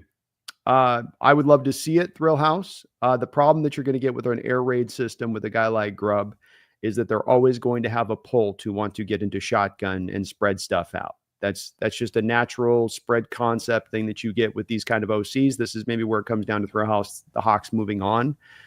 So let me give you an example of this separate of our situation. Cliff Kingsbury with Kyler Murray in Arizona. Everything's spread city. Everything's, little pop passes and get him in shotgun all day. They go to their guy here, Petzing this year. Now it's back to under center, two tight end stuff, but that's all different conceptually in how that offense is run versus what Kingsbury runs. And so this kind of is more backtrack to you can't it'd be like asking like old Mike Homeroom with his West Coast offensive stuff to turn into a Harbaugh offense, right? Go power here, Mike. No more three wide. We're going to have you go power and do. Mike would be like, that's not who I am. That's not what you hired me to do here. And so same thing here. It's just, I get you. I don't disagree with you. I think it would be better. I think it'd be helpful for Geno. I love the easy throws under center where you're doing play action. You come across and you got that tight end dragon, especially early throws for quarterbacks to get him in a bit of rhythm early on in the game. But unfortunately, it's just not really within Grubb's DNA, I think, to do that very much. I think he does it begrudgingly, Thrill House, in regards to this. But you're not wrong. I will say that. Jim Fleming, thanks for the $5 donation. It didn't have any note, Jim, on your dono, just the $5 dono. So thanks for that support. Appreciate that. Phoebe Moore Seahawks says Zach Wilson is a taller Drew Lock. I thought Zach was 6'1"-ish. Am I off on that? I think he's 6'2", 6'3". Okay. I thought Drew Lock was like 6'4", 6'5". Yeah, so they got Drew Lock's 6'2"s. a big boy. Yeah, Drew Lock, big boy. He's got that hose and he's a big dog. Yeah, Drew's bigger. Drew's about 2 inches bigger on that side of it, Phoebe. And I would rather have Zach Wilson. Yeah, well, I don't buy into. I think Zach Wilson to me is I'm not as much a big guy on Zach as you are on it, but I think he's more of an unknown a bit still. And look, your point on the Jets organization, failing quarterbacks out who are finding success now can't be understated with how bad that organization's been in their development of quarterbacks and just how dysfunctional they've been. I mean, you heard the story too about the trade they turned down for Judy because of the Madden ratings. It's sad, man, because they have some of the best fans you'd ever see. They're so dedicated. And just covering them for a year, I realized that pretty quickly. I even have a soft spot for them. Obviously not when the Rams were playing them, but yeah, I just can't stand Woody Johnson. He's a terrible owner, has no idea what he's doing. I watched this when Jim Buss ran the Lakers. Just total idiot. I mean, just really bad stuff. But yeah, I have to also mention, I think Trey Lance is in that also unknown category with Zach Wilson. Because we want to act like Kyle Shanahan's this genius that can just develop any quarterback. What quarterback has he developed outside of Purdy? I mean, Garoppolo, that's the thing I find funny. He got all this play out of Garoppolo. When the 49ers traded Jimmy Garoppolo, he was at one point, Bill Belichick, he was traded because Belichick kept trying to supplant Tom Brady for him. Yeah. People forget that. He was traded because Kraft literally said, I'm done. Tom Brady's not leaving this organization. And then sure enough, ended up kind of hurting them a little bit because he did leave the organization. But people forget Garoppolo was this, like Eastern Illinois, I think it was. He was this talent that like people really felt like could be a star in this league. He wasn't just a game manager. And then it's funny to me that Purdy becomes what he does. And I'm not saying that they don't deserve credit for that, because he's, they did a nice job. But it's like now we're just going to act like they didn't draft a quarterback 3rd overall, trade up to get him, and started him, 5 games, whatever. I mean, that's an organizational failure on that point. And then the Cowboys wouldn't play him. So what do we know about Trey Lance? Nothing. Yeah. Like I'd give Trey Lance, I'd give Zach Wilson, I'd give both of them a flyer. I would be in the same camp as you. And I think with Kyle, I think it's a salient point to bring up where he's been at on developing guys. I've thought a little bit maybe, that Brock has developed, but is he significantly better than what he walked in there and started performing at them from the jump? Because there is some regression I hear about from Jesse talking about him at times. And your point on Garoppolo, was Garoppolo improved at the end there? Did he get better through his time there in San Francisco as a quarterback, or did he kind of leave there in more of a shell state at his lowest value in many respects? And it remains to be seen. I didn't help as well when you had Trey Lance back there and you're running him with the power option runs out of quarterback, and then he gets hurt on one of those power option runs. So dumb. These OCs, and I had somebody tell me about how Shane Steichen was this brilliant, like EJ was telling me this offseason about brilliant Shane Steichen is. I turn on the Colts, I turn watching what they're doing with Anthony Richardson. I'm like, this is what passes for brilliance. You're running read option of the quarterback who's had no time to develop in college. You probably should be sitting. You don't. This goes back to the simplification of what they do to the quarterback position. Sit him, develop him for a couple of years. He only had 13 starts. He's a young guy. He doesn't know what's going on. Let him mature. No. Get him out there. Then you throw him out there and you go, well, we can't run all of our playbook like we like. So just like with Griffith, let's go to the read option stuff. Last year, gets injured on that stuff. He's out. Comes back this year, gets injured, comes back in the very next play they call for him as a read option. Jake, make it make sense to me. Make that make sense to me. I think Anthony Richardson could be special if he actually had some development. I like him. I do. I just don't understand where the NFL comes into this place. And I saw that with Lance to Shanahan, where I go, what are you doing? Like, what's the plan here? The plan is to just draft your guy and run him up the A gap so he's getting decleated every time he's got to run past 300-pound defensive tackles on either side of him. But by God, make it make sense. And the same thing with Richardson. It is, because those are good. He's a great quarterback, but again, narrative. Richardson, and you want to take out the game, and it's like, yeah, they push the bust.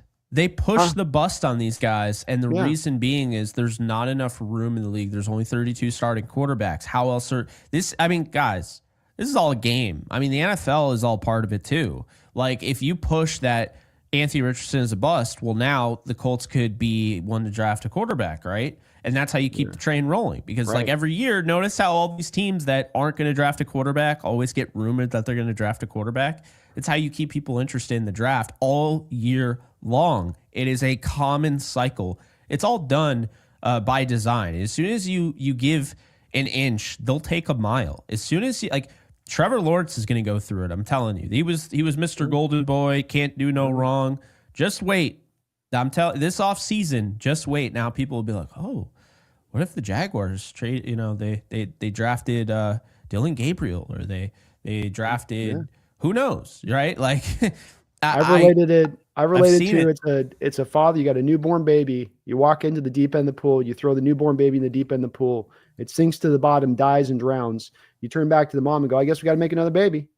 Rather than like, hey, maybe you don't throw the baby into the deep end without teaching it how to swim first. Like, well, they're supposed to come out of the womb, know how to swim. I've seen it. I've seen it. I know this is a fact. It's happened before. It's happened. I've seen the videos of it. They just throw them right in the deep end. They just come right up. And they're doing it with wide receivers now. They're like, oh, Marvin Harrison Jr., he's a bust. He only has 800 yards and 7 touchdowns. But yeah, such a bust. Yeah. Oh, it's the same thing. And the people with the use of the bust column on it, everybody's in a rush on that. It's like nobody wants to backtrack. And that's the thing to me where it's smart organizations have such a lead over these dumb organizations, because you can see where they're so blatantly dumb, be it going off Madden ratings on a trade with an owner, or being an organization that just has no understanding of what to do with the quarterback situation. Because this is the Colts, by the way, that's not the first time they've been down this stretch of road recently. Right. I mean, they broke luck because they had no plan in place on that one with an offensive line. Then they spun through the veteran quarterback carousel for years without plan. And then they just stumbled onto Anthony Richardson and tossed him on that deep end again. And it's like, yep, this is why you guys are where you are. It's not just by luck that you end up here. It's true. It is so true. Phoebe, thanks for the $2 donation. Says, I told you day one on the round table about Kyler.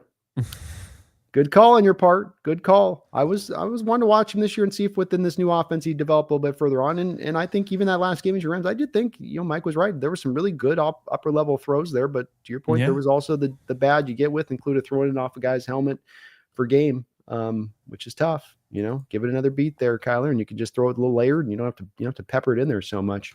But good call on that, Feed Me. Good call. Dave Barclay, thanks for the $2 donation. Do you think Brock has any trade value? I mean, yeah, he definitely has trade value, but the problem is people know you'd have to pay him. So does that still keep him having trade value? I mean, like, let's say trade value would be, I think from Dave's point, like we're talking 4th or 5th round pick, that's not really trade value. So you get a 2nd round pick back for Brock? Yeah, you could. Boy, I don't know what that. I mean, would you and I do it? No, but you could. I mean, let's not forget. I mean, the Raiders gave Garoppolo like $28 million a year. I mean, there are organizations out there that are like, you know what? I don't know what to do anymore. Let's just trade for Jimmy Garoppolo or trade for Brock Purdy. Like, you know what I'm saying? Like, I feel like, and I'm not saying that's the right way to operate, but I feel like some of these organizations and the people they employ are so in over their heads.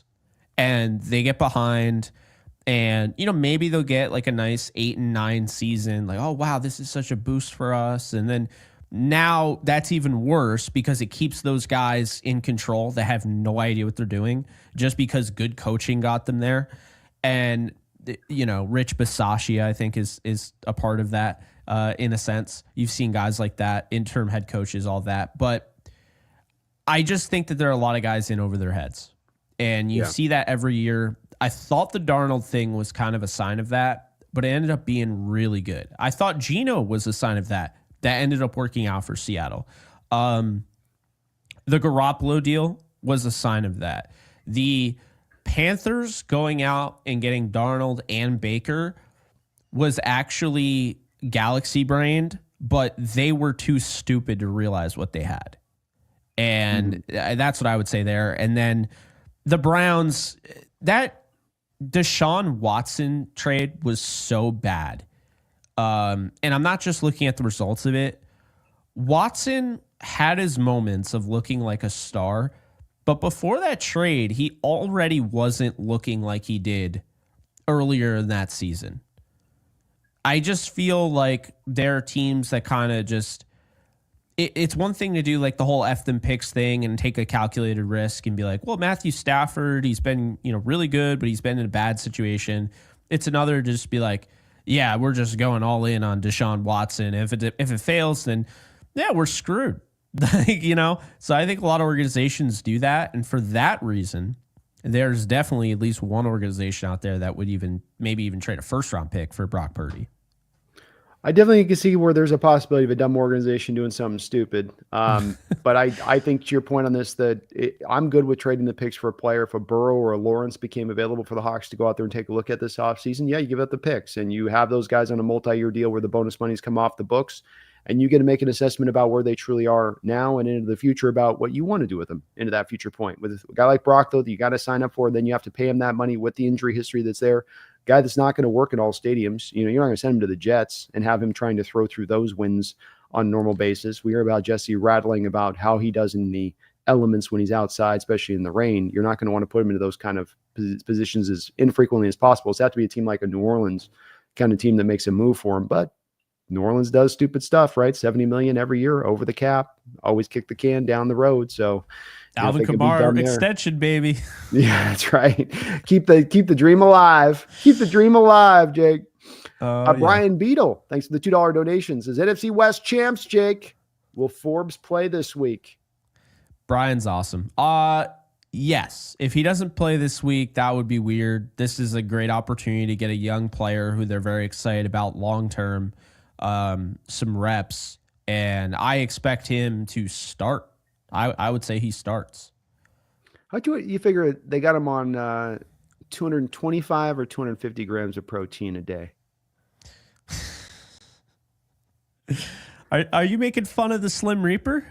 That's the skinniest football player I've ever seen in my life, and that's saying something. I don't know how his knee. I don't know how his legs hold his body up. I see his little legs and there's like a little tremble to them when he gets into an athletic position. I swear to God, I see his little knees going like this. Man, it is wild, but he's a very talented player. I think Dan Quinn, again, this kind of goes back to the point yesterday. People think that the Commanders are this like really young organization, young everywhere. They really prefer vets. And so when they realized Emmanuel Forbes wasn't really going to fit into that, they were quick to move on from him. But I just think this is a case of a guy who's wicked talented. He's got crazy ball skills, goes to an organization that was bad when they drafted him, like just no direction. Then they have a direction. He wasn't drafted by Dan Quinn. And so they kind of just move on from him, right? But the Rams identified him as a player that they really liked in that draft. That's the guy I wanted the Rams to get. So I was over the moon when they landed him. But I just think knowing you have 3 starting corners right now that you feel good about in D. Will, Akello, and Kobe Durant, now this is a guy that you can develop, and that's how they look at it. He's going to play here and there, special teams, what have you. But they got him for that futures contract. That they got him so he could be on the 90-man and then work his way. They didn't get him to perform. But now that you have that week where it's essentially a bye week, it's a preseason week, you're resting your starters. You've already gone out of your way to say that. Then this is the week that Forbes can have those, that opportunity. And now Sean McVay hasn't confirmed that Kello, D. Will, all those guys won't play, but I would be surprised if they did. And if that's the case, then Forbes definitely starts. I think he starts next to Josh Wallace at cornerback. It's an interesting move, and no less, no risk, high reward kind of move to go out there and jump on, which is what smart organizations do. It costs you nothing to just take at least the flyer on him in the long term. He's got that former first-round talent that you might be able to tap into. Yeah. Thank you, Brian. Fifth year option, too. Yeah, future option. Dave, got to get the tackling down, and Lord, you end up with next year Akilio and Slim out there on your edges and I like Akilio's cover. I'm not taking anything from him as a cover guy or ability on that. I never did that, but I still have watched a couple times watching Rams tape in recent weeks where he gets in there to make tackle and ooh, buddy.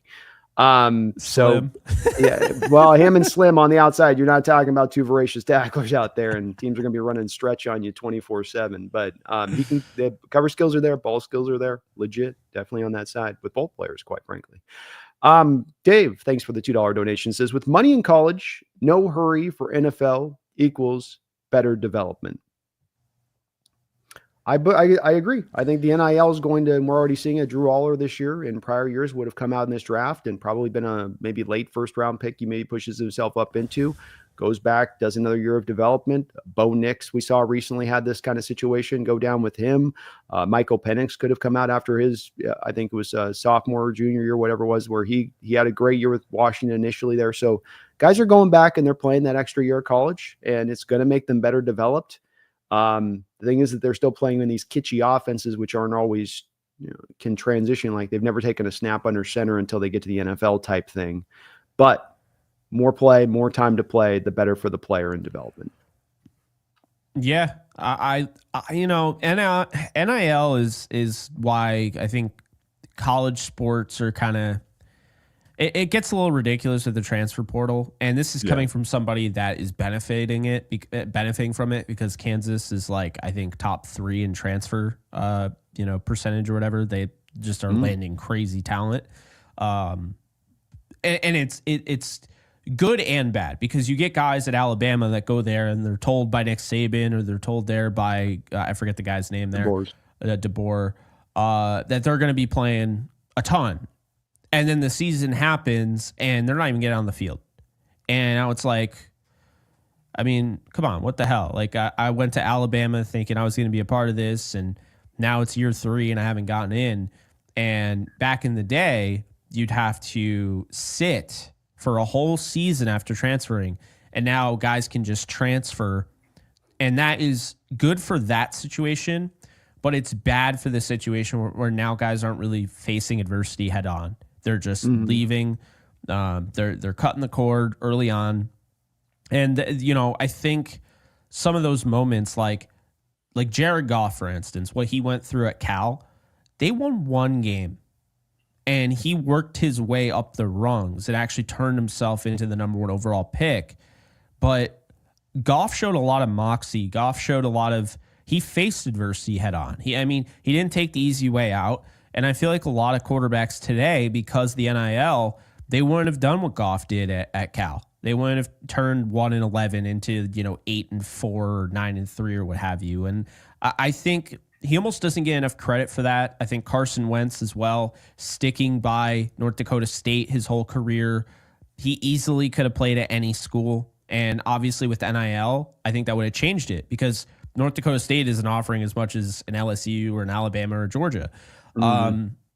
So yeah, I think there's both good and bad, just like with anything.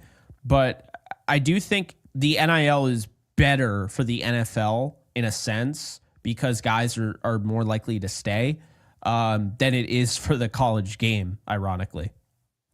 Yeah, I would agree with that. And I think the college game probably could benefit from you give a guy one transfer quick. And if you're going to transfer beyond that a second, third time, now you're back to waiting that year where, this is getting out of control. We got to tamp this down because guys are just bouncing year by year and it's not helping the sport. But better for the development, better for teams to be able to have more tape. You can better, quantify a player and where they're going to go as far as projecting them and their upside to the NFL. So it's better players that when they walk in the door, know what you're getting when they walk in the door. It's only going to be better for the NFL when that's the case from their standpoint. But I think it's a good point. Maybe not the best for college on the other side of it. Yeah. Phoebe Moore, Seahawks, thanks for the $2 donation, says CJ Stroud has less weapons and has a ranked 27th pass pro. Indeed. That's another, I think he's referencing a little bit like when we're talking about these quarterbacks, Stafford has a down year and they look at CJ Stroud and they go, well, he's having a down year right now. It's like, well, is he really, or is it a matter of he just doesn't have what he had necessarily as much last year working in his favor and that's really what's been impacting him. Yeah, it's interesting. I think late in games, I just haven't seen the same CJ that is just the killer that he was last year. That is actually the thing that stands out to me the most, is when I need, this guy to come through in the clutch. I just haven't seen the clutch gene I saw last year. So I know he has it, because you either have a clutch gene or you don't. But he just hasn't been the killer. And I think that was really evidenced by that game against the Jets. I thought that was really telling. The Jets won that game. I thought multiple times CJ Stroud had a chance to go down the field and win that game, and they came up short. And I understand, unfortunate injury, really unfortunate injury to Tank Dell. Hated that for him. Then, you have Nico Collins dealing out with for like 10 yeah, he's dealing with out. injuries. I mean, he's leading the league in gone. receiving, and then he goes down. Yeah. But it's the other things. And when they come back, like obviously Tank is out, but they still have enough to win games. And it's like they're eking by. And I mean, I think that's the worst team in the postseason this year. I do. Because for whatever reason, they have just lost that ferocity that they had last year, where I felt like they could beat anybody, or at least go toe-to-toe with anybody. I think they are a blowout candidate, even at home. I think they could get blown out by whoever they face. I think it's a real good possibility. I think CJ is going to be great for them in the long term, and I think it's just getting that pass pro back center, because in watching that Jets game, I just felt like, man, that line collapsed in a lot of ways in that game to me, to my eyes at the same time. And it's just, I probably harp on this too much, Jake, in my outlook of it. It's something that's really fixed in my mind over the last couple of years is you put any QB behind these kind of offensive lines and, they're going to outright fail. They're going to look diminished. They're going to look like a shell of themselves. No, I don't think you harp on it too much at all, because, I mean, did you watch the UFL, the AAF, the USFL, all of those leagues, the XFL, the reason why they haven't worked the way they were hoping is because the offensive line is just awful. Some of these guys can play, a lot of them can't. And so, like, I had a friend who was in the UFL, the USFL and the XFL, Kyle Sloter. And I was talking with him about it, and, it's like, he was playing with all these injuries because it's a showcase league and it's his only chance of getting back into the NFL. And while he's playing with all these injuries, and he's not the same mobile quarterback because he was a dual threat. He's not the same mobile quarterback because he's playing with those injuries. Now you got your left tackle who's getting beat every play. So I already don't have my mobility, and now I have to worry about my blind side. And then, oh, by the way, when I'm trying to sidestep that and step up into the pocket, I'm stepping right into pressure because the center's on his ass. Yeah. So it matters. And unfortunately, that's why, for instance, a minor league system wouldn't work the way people think, because this is essentially the minor league system. And what we're seeing is you can have good offensive line talent in those spring leagues, but you can't have a starting five that's actually good. That's the thing, is that, like, while we talk all the time, there are not that many great quarterbacks. That's why they're rare. We don't talk enough about how rare it is to find offensive line talent.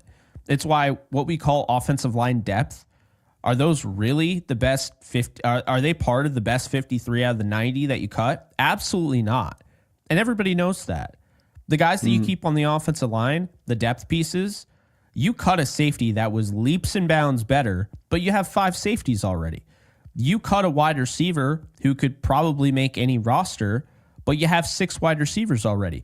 Offensive line, however, I mean, it's tough. It's a rare position to find somebody who can actually protect a quarterback's blind side consistently.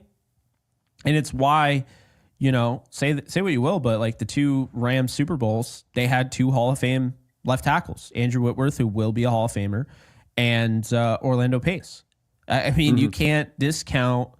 That's why the Jets went out and got Tyron Smith, and while they got Tyron Smith, a lot of people want him to get Brock Bowers and all those guys. And they're like, we're going to draft Olu Fashanu. And that's why. Like, this stuff matters. So to your point, I mean, if you don't have an offensive line, you could have Patrick Mahomes, you could have Christian McCaffrey at running back, fully healthy. You could have, Randy Moss, and you could have, Calvin Johnson at wide receiver, and then Antonio Gates or Gronkowski at tight end. But if your quarterback can't be protected, and I'm just saying, I mean, you can have all the weapons in the world, but if you don't have time to throw the ball, it doesn't matter who you have. And you could have the greatest running back ever, but if you don't have holes to run through and you're just running into guys, like, as soon as you get the ball, you're getting hit head on, like Steven Jackson almost his whole career, well, you're not going to be the best running back in the league. It's very true. And it's why I think that your Rams team was so smart this offseason, and have been smart the past couple of years, and the investment into their offensive line and targeting, Steve Avila, the year you guys took him.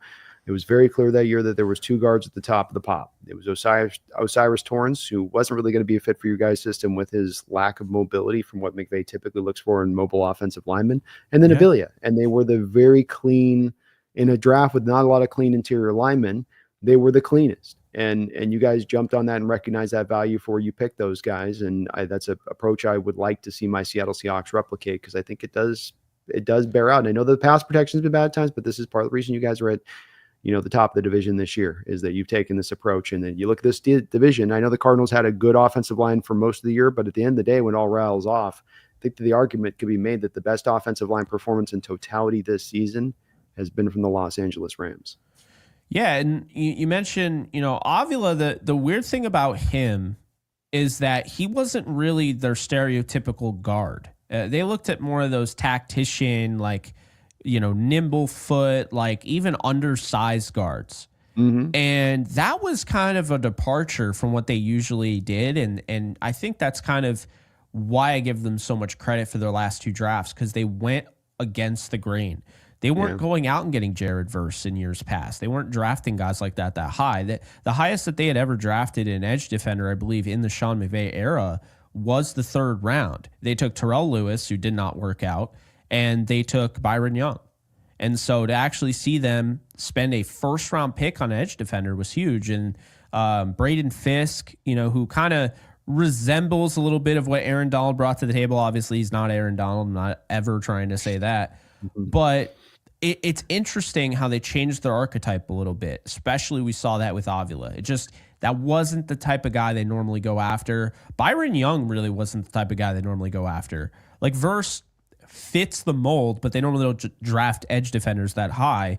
And Byron Young, while he was really athletic, he didn't have that length. He didn't have the 6'6" and all that they loved with Terrell Lewis and Leonard Floyd. So I just think this team is definitely adapted because it's an adapt or die league. It is. And they realized, this might have worked, 3 years ago, but maybe right now this is the direction we should go in. And sure enough, Avila, while he moves well, is absolutely a mauler up front. And that's something that they didn't have. Like they had Coleman Shelton and they had Brian Allen, two kind of undersized interior offensive linemen that can move well. And they can combo block and they can get to the next level, but they're not knocking guys out of the crib the way, Avila is. And then they go out and trade for Kevin Dotson. And then they really establish their dominance as kind of a physical running team. Yeah. I mean, it's almost like with Avila, it's like, okay, it doesn't fit to him, but he's a really good lineman hard to find. It's almost a bit like that was the overriding factor there, which, that's what a smart organization does. Doesn't trap itself in saying this is our rigid way of approach. It's open-mindedness and understanding, what is the most important thing at the end of the day, building a strong offensive line, not finding the exact archetypes to what we want to build to the line. That's the bit of the difference. So, Julian Vivas, I know you answered this question earlier, but I think let's present it a little bit of a different way. So Julian with a fiver says, is there a chance Stafford retires? And if he does, do you think the Rams can trade for like Zach Wilson? And so if I can just kind of change this a little bit on the questions, Julian, because number one, Jake does not think that Stafford's going to retire, Julian. He feels very confident in that. So I think we're in that mode of it.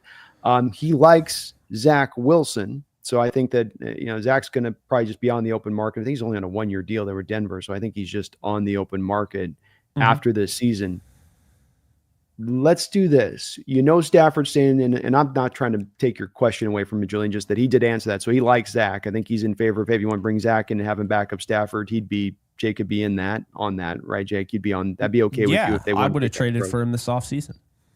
But Stafford comes back, and your number one option for what you want to do to approach the backup position going forward. You spoke a little bit about this in happenstance earlier on. Maybe the approach could be on this, that we can go find that second, third, fourth round quarterback who develops behind Stafford for a couple of years, and he can be that player on a cheap still rookie deal, maybe even the third year of his rookie deal. We got 2 more years of cheap club control with him to figure out what we have with him, versus having to target that Stafford-like guy as a replacement for Stafford, as an alternative. Or which of the guys out there on the market, be a Zach Wilson, be a the Dallas guy we talked about, Trey Lance, what's your number one approach for how they approach that position this offseason, given that? This is a great question. So the way I see it, I know Stafford will be back. So I'm looking at who's on the roster currently. Garoppolo will be a free agent. Depending on how he plays week 18, he could find a job next year, right?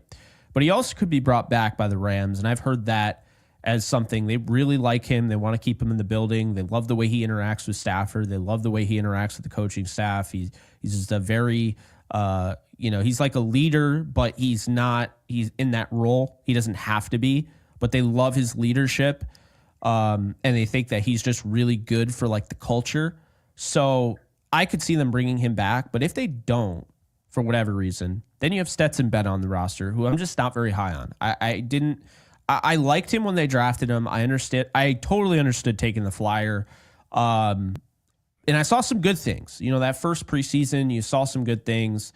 He deals with kind of the off the field stuff. And by off the field, he didn't do anything wrong. He had the loss of his teammate he was dealing with that whole car accident at Georgia, and it really bothered him. So he, basically dealing with like a mental thing. He's out for the whole year, his rookie year. And regardless of how you feel about that, and I know a lot of Rams fans were saying, oh, he doesn't have the mental toughness. I don't think that's fair. I think people go through things in life we can't really even comprehend. And so he comes back this year. Wasn't great in the preseason. I didn't really see a lot of like a leap forward. He was the emergency backup. He was the backup essentially because Garoppolo was suspended for the first 2 games. They like him. I don't know how much they like him. So my guess is that they would probably have Bennett be the 3, and they would bring in either another guy or roll with Garoppolo. I would do this. I understand some people might not like this, but I wouldn't draft a quarterback. I would go after Drew Allar next year. I would actually go after Trey Lance. And the reason being is I think Zach Wilson is going to have a competitive market more than people realize. I think the emergence of Sam Darnold is going to put him into a light where, like, I really think there's a chance he gets like decent money, because I think people are going to look at that and they're like, all right, well, nothing we're doing is right, so let's do something different. But there's going to be multiple teams that do that, because there's a lot of teams that aren't going to be making the playoffs. A lot of teams have to figure out their quarterback situation, all of that. So since I think Zach Wilson will have a competitive market, here's a guy who I don't think will have a competitive market. Trey Lance did not play at all for the Dallas Cowboys this year. He didn't get to start over Cooper Rush. And then the 49ers, he only played 5 games. But that exposure to the Kyle Shanahan offense gives me something of an interest there, having him with Sean McVay, who, by the way, I believe can develop quarterbacks better than Kyle Shanahan. So I actually like him more in that sense. I understand this might sound weird, because I was telling you earlier that Carson Wentz's mobility and kind of that off-script stuff isn't really what they were looking for in a backup, as opposed to Jimmy Garoppolo, who could play within the confines of a system. But I think Trey Lance would give you an option here. He's still a young quarterback.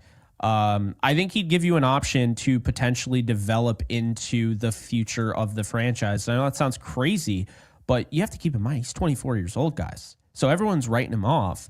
But you get a guy at 24, Stafford plays another 2 years, and all of a sudden you're thinking, we have something in Trey Lance. Well, guess what? He'll be 26, 27 when Stafford hangs it up. And if he's legit, you got a guy that works in the modern style of the NFL, that can make plays on the run, that played in a pro-style offense at North Dakota State. And really, it's no different than what we've seen with Darnold. It's no different than what we've seen with Geno Smith. The only difference is that the 49ers weren't a terrible organization like the Jets, right? But he went to Dallas, and Dallas they traded for him and didn't use him over Cooper Rush in a lost season. So people will look at that and say, oh, well, he must not be that good. As if like coaches and, brass can't make bad decisions. I think Dallas has absolutely wasted their time, because I think they knew that Dak Prescott being signed meant that Trey Lance wasn't really worth much to the organization. So I think Trey Lance would be the best option. If Zach Wilson doesn't have a market, absolutely Zach Wilson. But I think it's one of those two guys. I know some people say Justin Fields. My thing with Justin Fields is he's going to be in the $20 million, $25 million range. I really believe that. And I think a team's going to pay him. Maybe it's the Raiders, whatever. I'm just not trying to spend that much on a backup. And I know the Rams aren't either, because they're going to pay Stafford big bucks. They're going to have to. So I think Trey Lance makes the most sense. And then you kind of reevaluate after the season. Do you sign him long-term? Maybe during the season. Do you really like him? Do you just say, hey, Trey, you take kind of a deal where, kind of relating this back to baseball here with the Braves, and they go up to Ronald Acuna Jr. and they're like, we know you're a superstar and you could get a lot of money, but you might have to wait for that. Do you want to get paid right here and now and maybe take less in the grand scheme of things, but right now you're going to get that deal and you have that, locked in, and you don't have to worry, injury-wise, you're good. And Acuna Jr. signed, and it was a heavily scrutinized deal because he's not getting what like Juan Soto just got. You could do that as Trey Lance. You could be like, look, my career has not gone the way I thought. I don't even want to have another chance in hell of playing for another team, another coach. I love McVay. I want to sit behind Stafford. I want to learn. And this is my home. And maybe he signs a 4-year deal really cheap. Rams absolutely steal him. And that's how they start the next era. But yeah, Brandon, it's not a guarantee. I'm not trying to give people false hope here. I'm not trying to give Rams fans false hope, a get out of jail free card, a freebie, because it's not a freebie to go from a franchise quarterback in Stafford to then having to replace him. But I don't see how you don't at least give it a shot. You gave Baker Mayfield a shot for 4 games. You know, you went out, you got Garoppolo, you gave Carson Wentz a shot. I think this is different because he's 24 years old. Yeah, I think if I'm the Rams position, I just bring back Garoppolo. And he may be good in what he's providing to the team and fit to what they want from the quarterback position there as far as his skill set goes. But you also know what you have in him. And there's a market opportunity here where there's much more of a likelihood that you have to go off of Stafford and go make some aggressive trade for multiple first-round picks to get an all-or in future years, or this guy in 3 years from now or wherever. But there is also that opportunity. You can set the stage here with the time you have to have Stafford to be able to look in-house, even if it's to turn over an option that might not be that guy, but he's a little bit more of a question mark right now versus what you have in-house. And that's taking advantage to me of that situation, because I just don't think if Stafford goes down, there's any place that you're looking at Garoppolo going, this guy's carrying us to the Super Bowl today. Your season's done, no guy comes in. So it's like, if that's the case, then what's the difference, going to the big. And I like Lance. I like your Lance. I'm a Lance guy. I've been a pro Lance guy for a while. I don't think he was done right by I love that. The Niners, and I think the Cowboys are stupid for not playing him, because you knew you weren't going anywhere with Cooper Rush when he came in. To my point on this with the backups, you were going to be done. You were toast there anyway. You don't really know what you have in Lance unless he's just been throwing up all over himself on the practice field. If he goes out there and balls and you're going, well, we have Dak, so if he goes and balls, man, we're kind of screwed then, because he's just going to go, well, then you get your compensatory value for him. Exactly. So it's so stupid. It's like, oh man, and you thought giving up a 4th round pick, I think is what they gave up. Of course they did. You thought that when they did that, they had some like plan in mind, and they never gave him a chance. It's like, and then the problem is, this is how the NFL works. There's a lot of players that never get the opportunities, and then you have fans that just, they look at it so surface level, and they just say, well, 2 teams had him, and neither played him. He's not good. And it's like, okay, well, Kurt Warner he was on like 4 teams. He was on the Packers, Falcons, whatever. He goes to the Rams, 1998, his first year, doesn't, obviously really see the field. 1999, they have Trent Green. They think he's the best quarterback they've had since Jim Everett. They're feeling like they're going to win the Super Bowl. He goes down on a dirty hit by Rodney Harrison in preseason. And all of a sudden, everybody's like, oh, shit, we're not winning the Super Bowl. We got Kurt Warner. Like, that's nice and all, but Vermeil comes out and says, we will rally around Kurt Warner and we will play good football. And that's what they did. They had an early look against an elite defense in the Baltimore Ravens, and they put points up on the board and they beat them. And all of a sudden, Kurt Warner, who, let's be honest here, that would never happen today, because just his path, NFL Europe, just some of that stuff just doesn't even exist. But with that said, I mean, there have been some crazy stories in this league, and it would not be crazy to me if somebody took a chance on Trey Lance and he ended up being as good as I thought he was going to be, because, the problem is this all kind of falls on the 49ers. When you're drafted 3rd overall and your team does not value you, everyone knows the capital they gave up to move up to get him. And they know the capital they gave up in picking him at number 3. Now everyone around the league is like, oh, he's trash. Right? I mean, that's why there was only one team that wanted to trade for him. And so, unfortunately, and I don't want to make excuses. I'm sure he doesn't make excuses, but you can't tell me that 49er situation was a good one. And we all know why. Kyle Shanahan wanted Mac Jones. Everybody knows it. And he got bullied into picking Trey Lance, because they're like, you did not just trade up to 3 to get Mac Jones, who's going to be there at your original pick. They did. And they balked at it. And there's been multiple times where Shanahan and Kyle have gone at each other and they've disagreed, which is normal. But I think that was one of those times where I think Shanahan wanted Mac Jones, and I think Lynch wanted Trey Lance. And unfortunately, the GM wanting the player doesn't go over as well as the coach wanting the player, because the coach is day-to-day operations around the player all the time, deciding when the player plays. The GM's not. Well, and that's where maybe this has led to some problems too, because I think Shanahan, maybe on that Lance decision going against Lynch, has been able to wrestle some control based on what I've heard straight from Jesse's mouth on this, where Shanahan's become basically the de facto general manager there in a lot of Yeah. ways. And when you look at the contracts given out that have kind of subtly pissed off the ownership group there with all of their base minimum and pushing the money out to the ends of the earth, that that's maybe a little bit of a striking point of this was that whole Lance situation where if you just done my Mac Jones thing, we wouldn't be here, John. We wouldn't be here, John. It's on you, John. It's not my development. It's not my lack of developing him. He was just bad. It's you, John. It's you. I wanted Mac. Meanwhile, I would have just been dunking so hard in that franchise if they'd taken Mac. Three first-round picks for Mac Jones. Oh, my God. It looks so bad on the surface. It looks bad in retrospect. But just, I was getting ready to just laugh I was going to spend about an hour of my draft coverage just laughing continuously and just putting it back up on the screen again that they took Mac Jones for 3 first-round picks. Like, no mobility and no arm strength.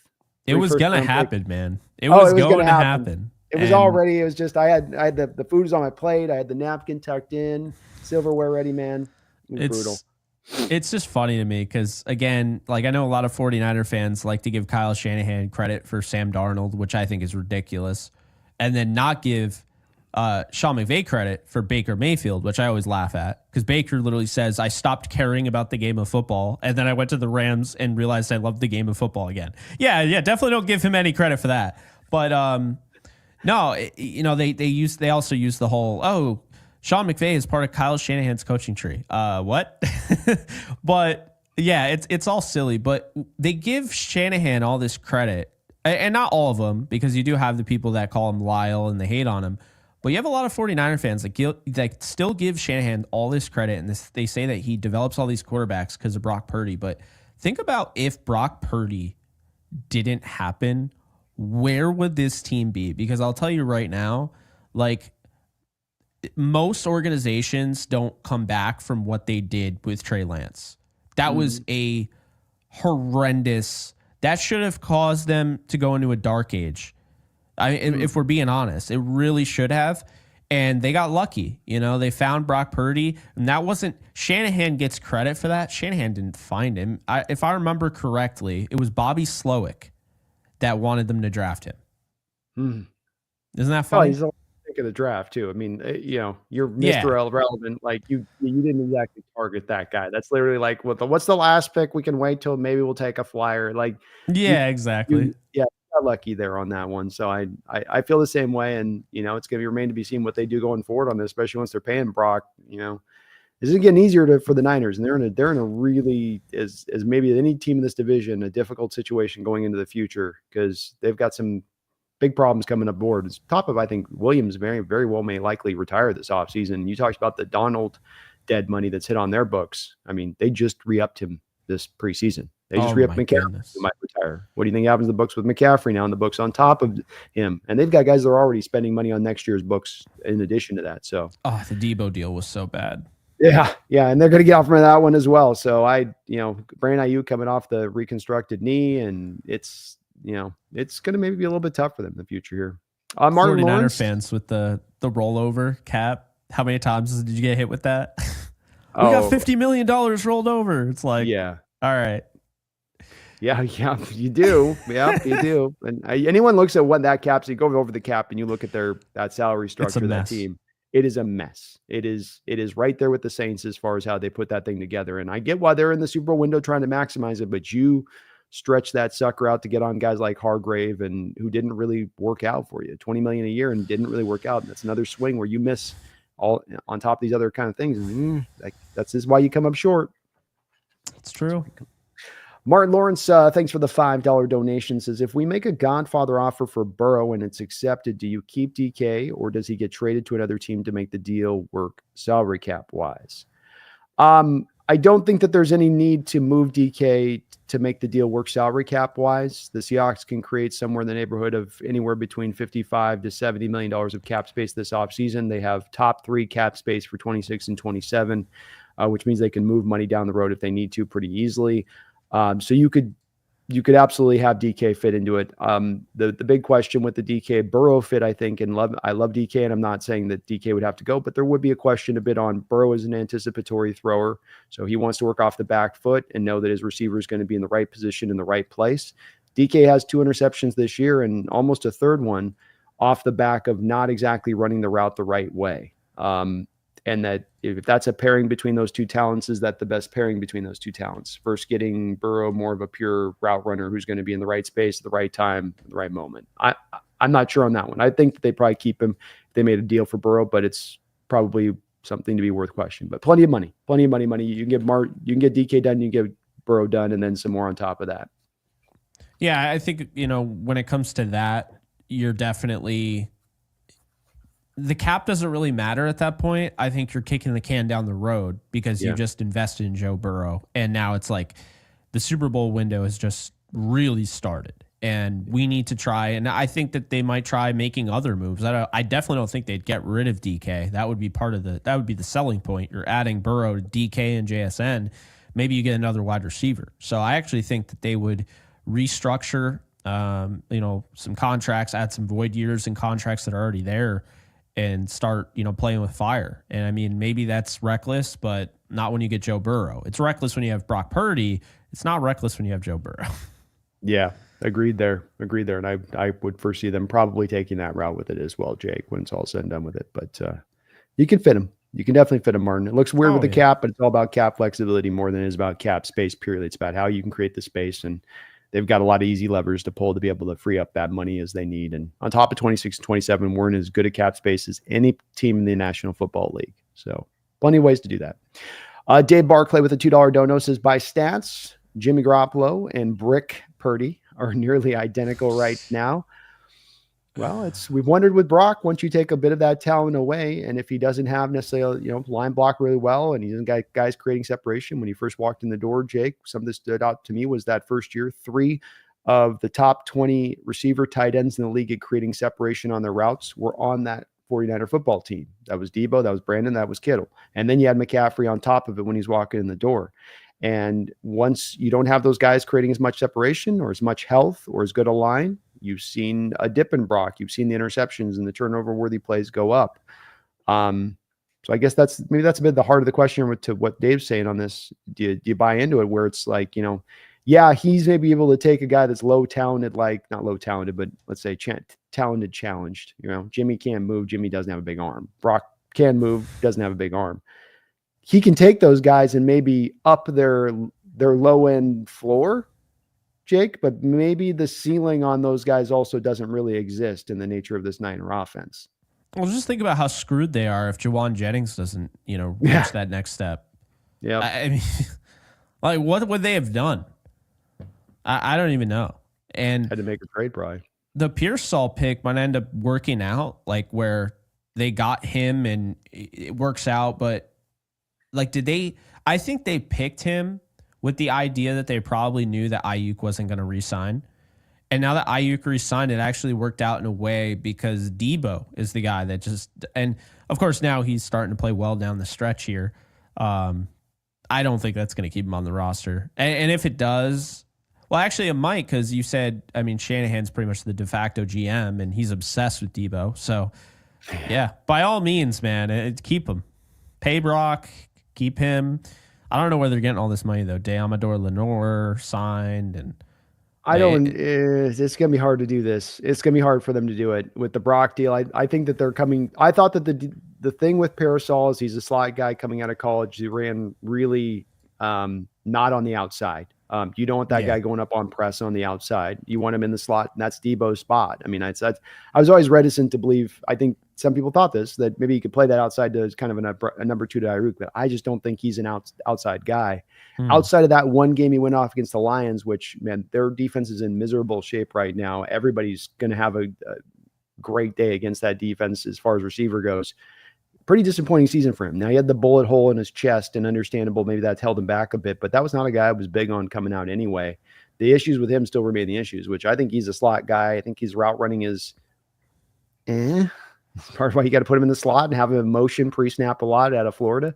Was that's not his game as much. And then the contested catch stuff, which showed up this year a couple times with Parasol, where if it's a ball and he's in tight with a guy and the guy jostles him, he's not making the grab. Well, and how in this season of all seasons, by the way, I just don't understand it. Jacob Cowing had maybe 4 catches. That guy's always open on Arizona's tape going into the season, and then they don't even use him. It's like, I don't know. I don't know what they're doing personally. As a football fan, I just think that they are setting themselves up. I think they're setting themselves up to be. They're about to go into a dark age. That probably should have happened after Trey Lance. They got a lease on life from the football gods. Somehow Brock Purdy works out. But I think they might end up there anyway, because if they pay Brock Purdy, they're going to be in the same position the Rams were in when they paid Jared Goff. They had to let almost everybody go.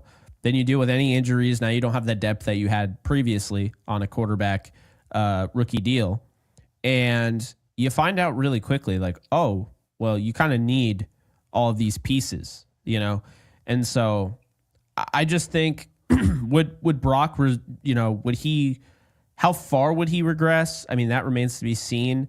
But also the thing about Goff versus Brock is when they paid Goff, he was healthy. He hit every single game. He was always available. And at the end of his career with the Rams, he suffered that finger injury against Seattle, where he was basically playing with 9 fingers in the playoffs. So, but a lot of toughness, right? No matter what you say about Jared Goff, you can't say he's not tough.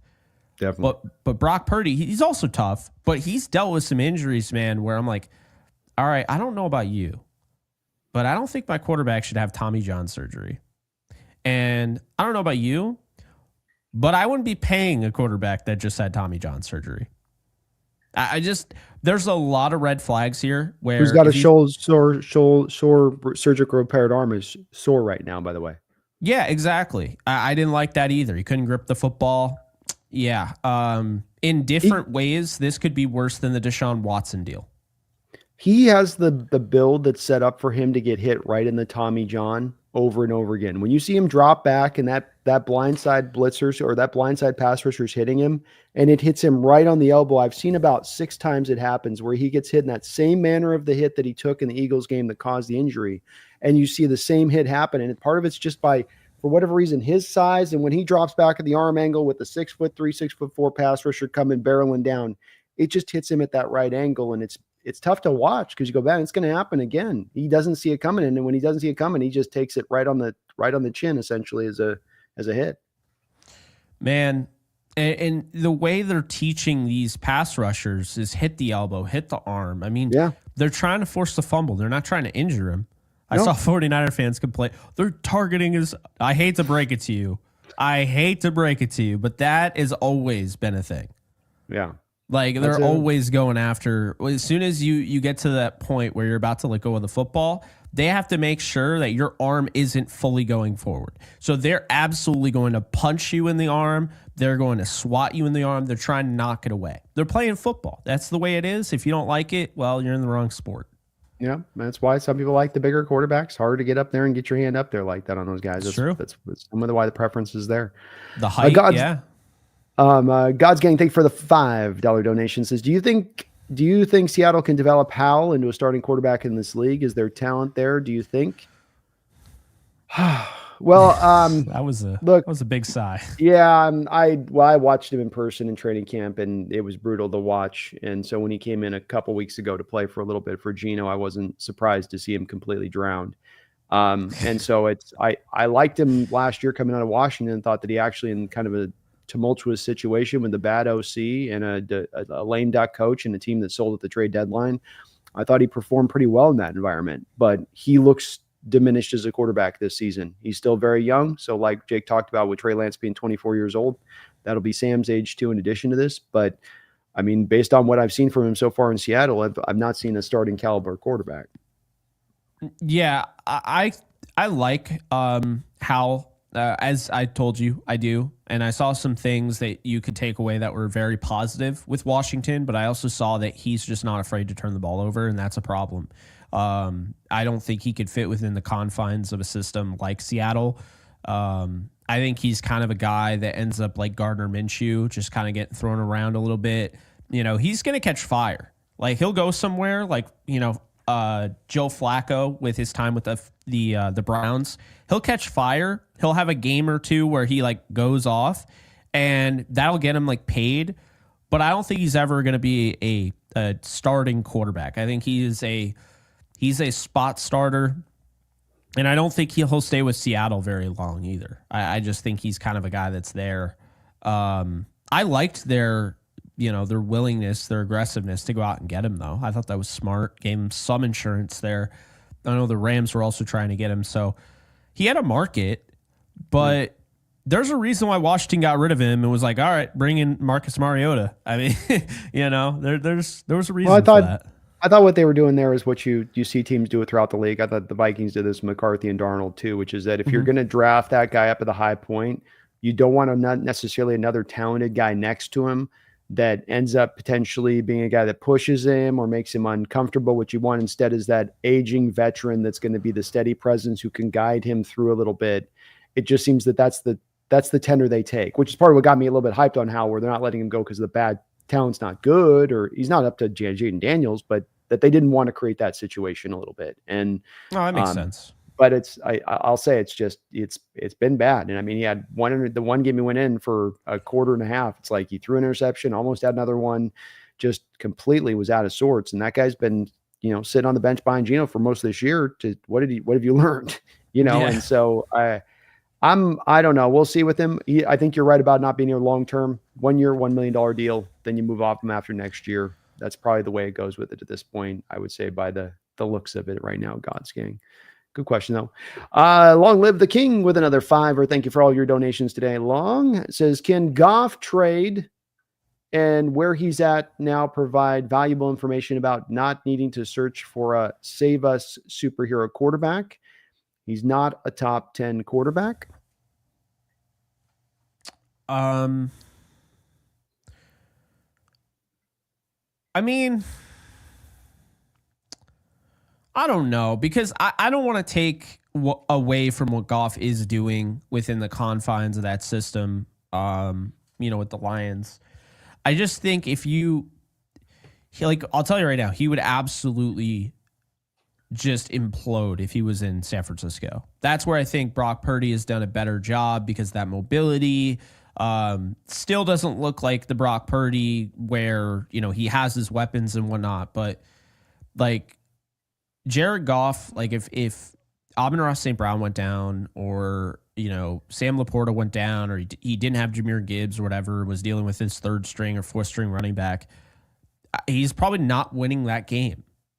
That's the thing but when you have everything together and, you have an offensive line that can keep him upright, I mean, he's as dangerous as any quarterback because he can make every throw. So I guess it really depends on what you're looking for. If you want a guy that's kind of a one size fits all, can work in any system, transcend it, whatever, Goff is not that. If you want a guy that you feel you don't need a get out of jail free card, you don't need a fail safe in place, you feel confident your offensive line is going to stay healthy. If they don't, you have the Philadelphia Eagles level offensive line depth where you're just not really worried about it. And then you got weapons upon weapons. Jared Goff is more than a top 10 quarterback. But that's the thing is that I guess, Brandon, what I look at a quarterback is right now, everybody is becoming dual threat. I think you kind of have to be dual threat nowadays if you want to be kind of a one size fits all and work in any sort of system. What I would be looking for post Stafford, me personally, is a quarterback that has that fail safe. And what I mean is when things go south, because this is the NFL, and to just get upset that the offensive line was out the whole year, this happens. These are hurdles that you go through. But the hurdles that you go through when you lose an entire offensive line, when you have a statue in the pocket, that you don't recover from that. Whereas if you have a guy that is built for any sort of situation, now there are multiple ways. It's almost like, in a sense, doing like kind of those round robin bets, right? Like, okay, well, if those two don't hit, like I already have that in place where, whatever, the side bets. It's a side bet essentially, because you're making it so, okay, some years you're going to have healthy offensive line, healthy weapons. Some years you're not. But in the years you're not, you have a Joe Burrow that's going to keep you still scoring points. In the years you're not, you still have, a Jaden Daniels that can still move around and be a problem. But the years you're not, like the Lions, they are a team that would instantly be in trouble if anybody significant went down and they had offensive line, say they had 2 or 3 guys that were out, because Goff isn't going to be able to do much more than what he's being asked to do. That's what I would say. Well, and I think you mentioned good points on this along the lines, Jake. I think another part of this, because really your Rams situation is kind of proven that you went for the superhero. You had the guy that could take your group to the line, and here's the superhero quarterback in Stafford that comes in and takes it over the part.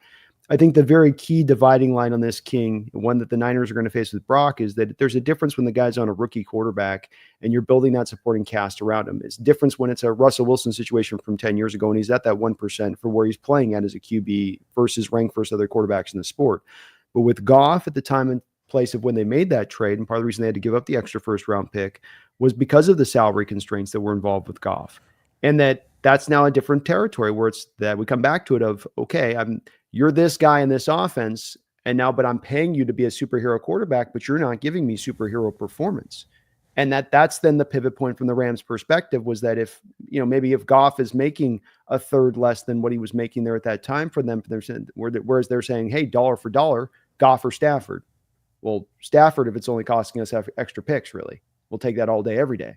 And so that's where this does get, I think, King, a little bit to a detail-centric as well as what the guy's making here. What is he taking up of the cap here, especially understanding the quarterback's tendency to eat up so much of the cap? Well, look in the Super Bowl, against the Patriots. Do you think they lose that with Stafford? I don't. No, I don't think it's because it was a real simplified defensive adjustment. Here's what happened. Tell me if you push back on this. Mm-hmm. This was at the time where you had still the young Goff with the whole get him up to the line of scrimmage with 15 seconds in his ears so that McVay can tell him what's what, right? And Belichick knows this coming in. So it's the 6-man fronts that he runs up in that game. You're going to drop one man off the 6-man front. You don't have a way of having McVay inform you of that inside the 15 seconds from a Goff standpoint. So it's as much the brilliance of Belichick in that moment, but it's that you could have countered that brilliance by having a guy that didn't have to be so reliant on the coach holding his hand prior to the play right up to the end of it, if that makes sense. Push back on it if I'm wrong on this, but that was my outside look on it. I don't think you're wrong. I also think Vic Fangio, that game earlier in the year, actually later in the year, but earlier before the Super Bowl, against the Bears, Vic Fangio put the blueprint out there to stop Jared Goff in this Rams offense. Yeah, and when Cooper Kupp went down with the torn ACL, really relying on a young player in Josh Reynolds in his second season in the NFL, you had Brandon Cooks, you got Robert Woods, but they ran quarters coverage almost the majority of the game. And Jared Goff was not willing to let go of the ball quick enough. And what Quarters was doing is it forced him just that little hitch in his step where he's like, and kind of pump fakes it, doesn't look that confident, then lets it rip kind of reluctantly. That cost them a touchdown to Brandon Cooks.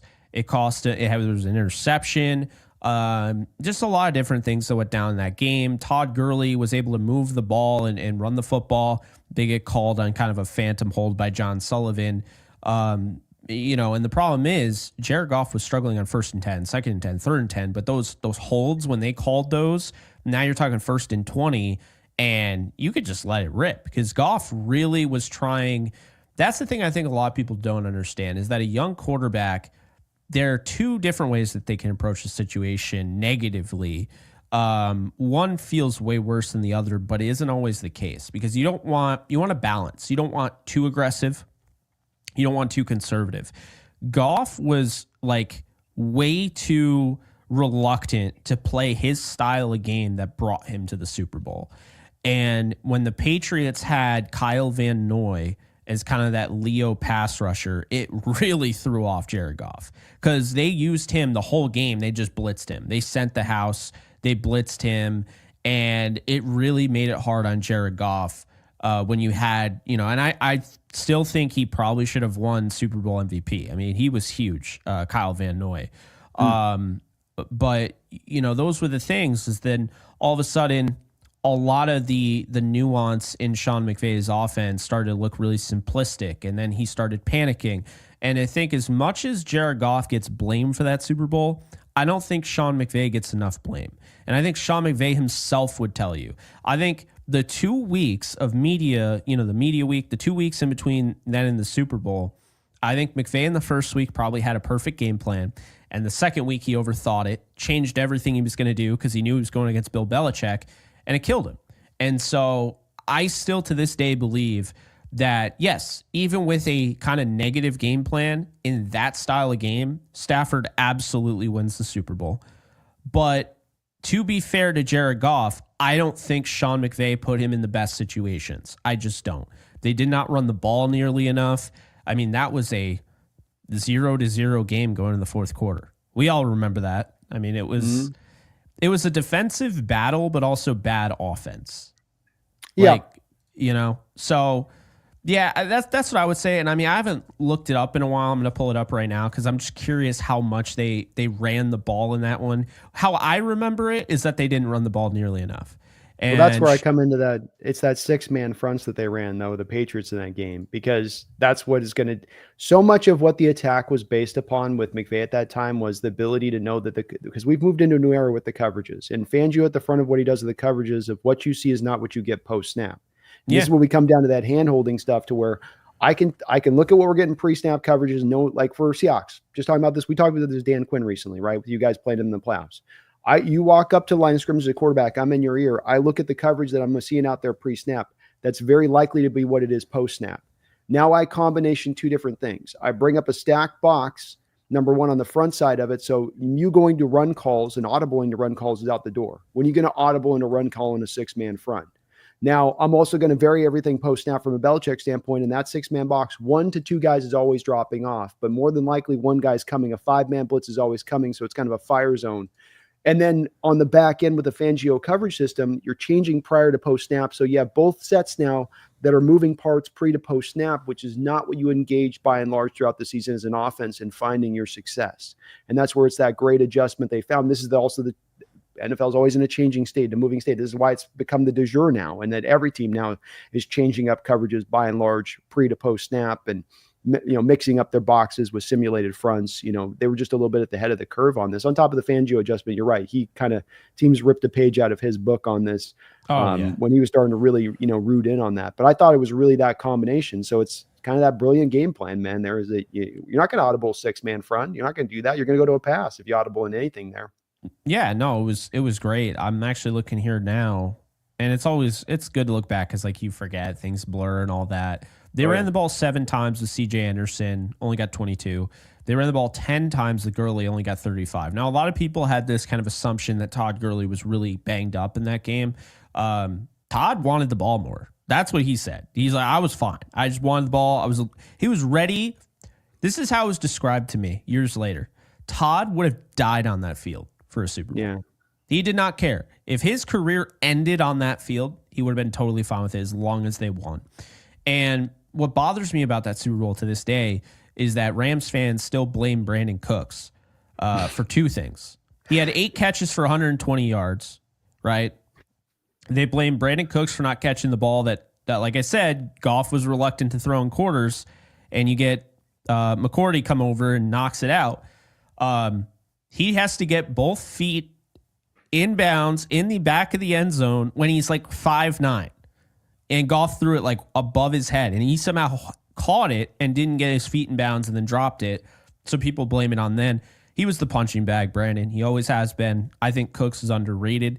But then the touchdown, the pass that would have, essentially given them that huge moment. Goff throws it right in the bucket. Perfect throw against Stephon Gilmore. Gilmore is holding his arm.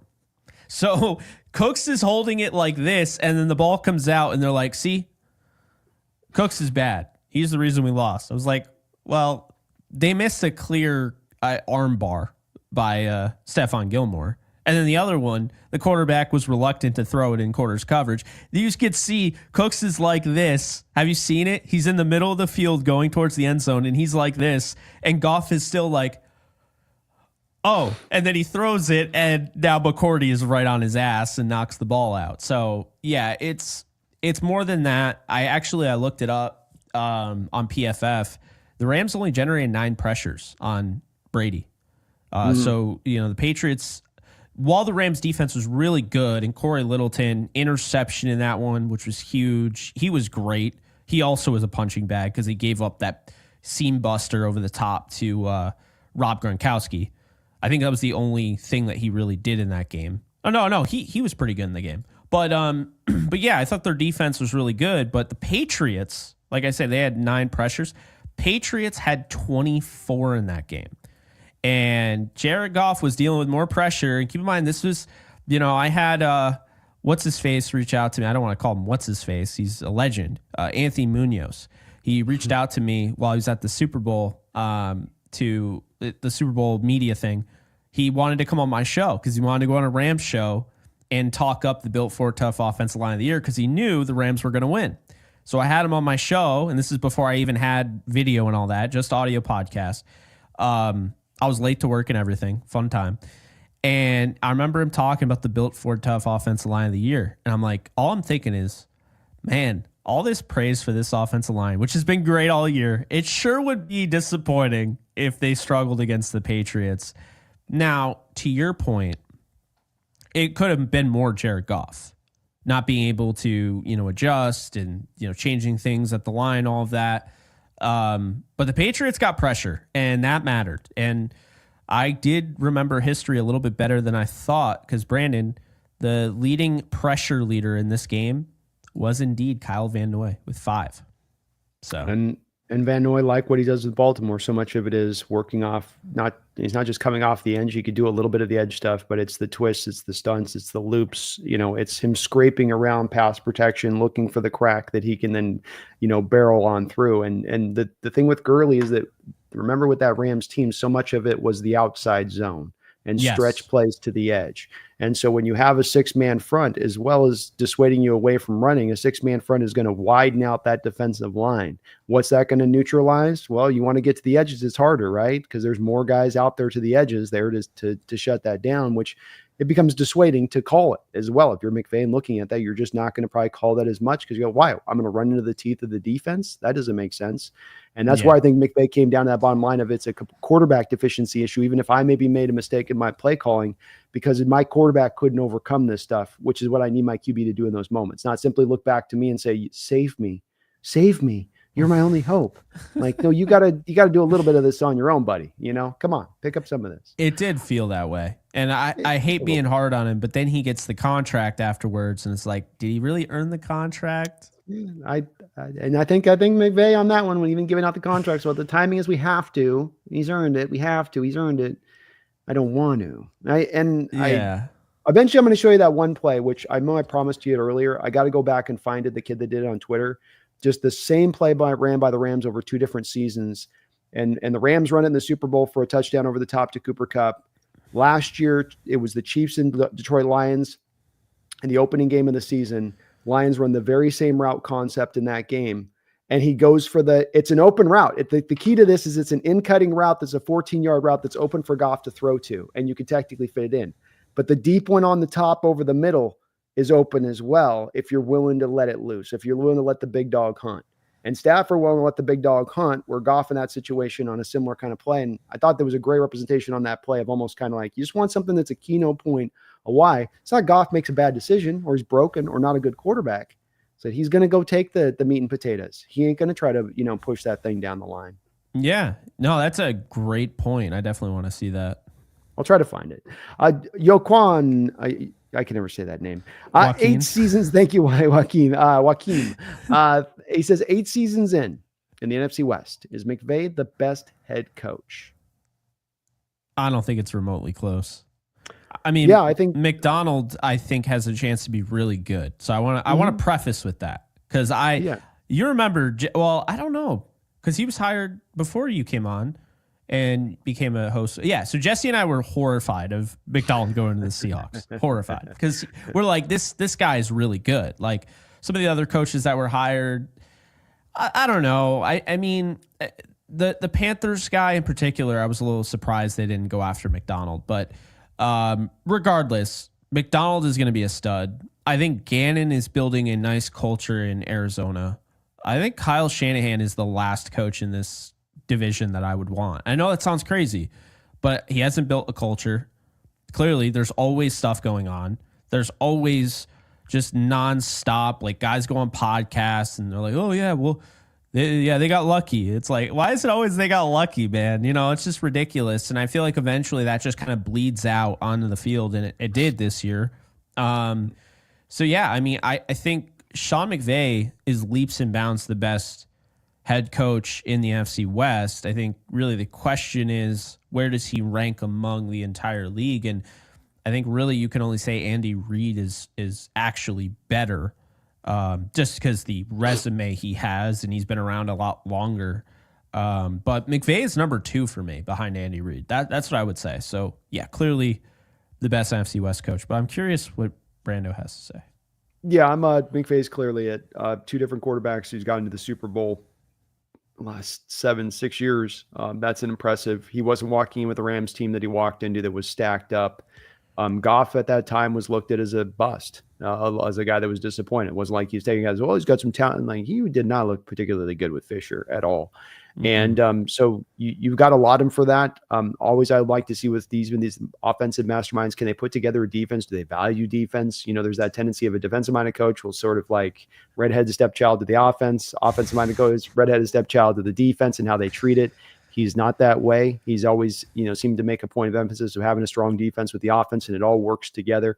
So he's my number 1 guy. I think McDonald's up and coming. It's too early to tell on him. I would still put Shanahan ahead of Gannon. I think what Shanahan needs, and what oftentimes would happen with where if you were to go to next coaching stop, let's say, is that you take that control that's a little bit where his voice has gotten too loud. Stay in your lane. You talked about it before, and I'm a believer in this as well. Coaches should coach, general managers should general manager, and neither of the two shall meet. I don't want my coach having say over my GM. I've seen too many failures of that. It's happened here in Seattle multiple times over where, at the Carroll at the end, as much as he was let go, was for as much of what I think he had done as a guy that was a vice president that had more control than the general manager in his say on some of these moves. Like, let's say Jamal Adams for 2 first-round picks, probably not a John Schneider move.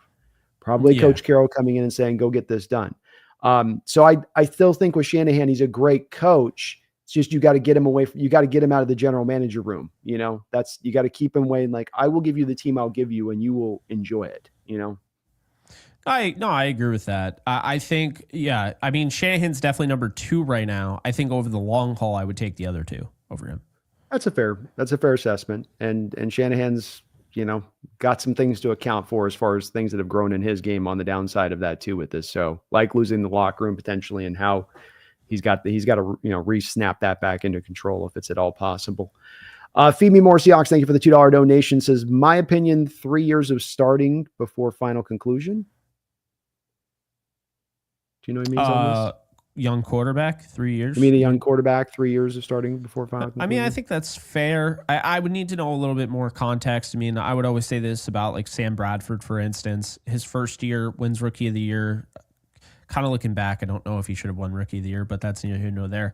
Was with Pat Shurmur. Pat Shurmur goes and becomes the head coach with the Cleveland Browns, and now all of a sudden Bradford's on his second, his second offensive coordinator, who runs a very, very complicated offense in McDaniels, right? So Josh McDaniels takes over. Then he leaves, and then 2012, there's a new coordinator. I believe that was Frank Signetti. And really kind of the point I'm making here is that in those 3 years, he had 3 different offensive coordinators. There's no stability whatsoever. They had a 7-9 season where they just missed the playoffs against Seattle. They had the 2-14 season where just everyone got hurt. And then, 2012 was just like, whatever. Not only that, Bradford also had injuries. So I don't think it's like one size fits all 3 years of starting. But I'll tell you, I think you at least deserve a year of starting. Like for Trey Lance's sake, 5 games isn't enough for me to know whether or not you're good or bad or ugly. You know, it's like, what the hell? So yeah, I get that point. I would just say 3 years of starting without any sort of, roadblocks or anything. Yeah, I think that in general terms, it's okay for me, but there's always different situations. The guy sat on the bench for 2 years. Did he play for 1 year? Has he been in 3 years in an environment that's been bad as far as supporting cast? Has he had 3 different offensive coordinators come through? There's so many different varied situations to kind of have a one rule be all sort of as you kind of put over the top on this one. I think every individual situation you just got to unpack individually on this, but in general terms, I think that's a fair outlook with it. Dave Barclay with a $2 donation says, all Lyle does is swing and miss. I started Lyle too. I think he meant I started out liking Lyle too, I think is what he meant on that. So. Yeah. Yeah, he does swing and miss quite a bit. He does. He does swing big, at least, Dave. Dave also said with a $2 donation says, I'm a diehard Niner, but Homer fans are pathetic. We've talked about this a bit, Jake, and then this is the struggle, Dave. And I know Jesse is running up against this with Niner fans right now in the moment as he tries to be honest in his assessment of things, is that we run up all the time into people bristling at the thought process of doing anything but being ultimately bright and positive and happy and everything sunshine and roses with the team at every turn. And it is a tough part of this gig, one of the harder parts for me on this. In doing this, because I really want to lean into being honest above all else. I love my team. I want my team to be great, but I really want to be honest with my audience above all else. But sometimes the audience tells you, no, we don't want that. And we're going to let you know how we don't want that. And it kind of sucks on this that there can't be more of an understanding of like, look, we all know we want the same thing here, right? We're all wanting the same thing. We might disagree in how it happens, but that's not at the question here. But it's a weird area. Yeah, no, it is. I mean, I get being a homer. I understand it. But like the stuff Jesse goes through, like with like people just nonstop talking about Brock Purdy and how he's the Lord and Savior. And I like Purdy. Like I think people have gotten this idea that I dislike him. I do like him, but he is what he is. He's not some like hidden Patrick Mahomes. You know what I mean? He's exactly what he was when he had 31 touchdowns and 10 interceptions. I mean, you give him weapons and that's what he can do. But yeah, the homer stuff can be a little annoying. Nobody on the team is bad. Everybody's good. And then when they're bad, it's like everybody is bad. And it's like, it's annoying. It gets hard to navigate, Dave. It really does. And you're right. There's a way you can still love the team, want to see the team be great and be realistic about what you're seeing out there too at the same time. I think you can do both things. It doesn't have to be just sort of a one or the other kind of thing with that. DVN, thanks for the $2 donation, says, yep, Goff threw 5 interceptions with his lineman out. Yeah, I said it, and I mean, I told you, Brandon, I turned over a new leaf. I don't hate teams anymore, but I'm going to call it like you it say is. that now. You say that now, but then when your Rams play the Lions in the playoffs and they beat the Lions, but then the Lions caused 4 injuries, 3 of those injuries on totally dirty plays, you're gonna be singing a different tune at that time, Jake. Hey, it's true, but that would mean I would be justified. Like if they're going at I think you're justified right now, man. I mean, they're a dirty ass team. It's all right. There we go. No, I got no issue with it, man. You want to be in that lane as a team, be in that lane as a team. But then the Raiders didn't piss and moan in the late 70s when they were putting concrete in their, like faking a thumb injury so they could wear a freaking cast on their arm, and then they would put freaking concrete in it so that they could hit guys upside the head. Or the rumors of Howie Long having rocks in his underneath in his jersey here, so that when hands went up onto it, that they were getting into rock. I mean, or the silicone gate. Silicone Gate, they owned it. They owned it. I mean, they owned it. So 49ers spraying the offensive lineman with silicone. Yeah. I can't. They went all the way to Stickum with Fred Biletnikoff. All that crap on his finger and all that. Like that was the Raiders. They owned who they were. And so you want to be that team as Detroit, be that team, but then don't sit there and go, you think we're dirty? Us? Detroit versus everybody. It's like, come on, man. I will say this before I answer that. I feel Bountygate in this team. I just do. I really do. And to your point, I saw it in the the playoff game.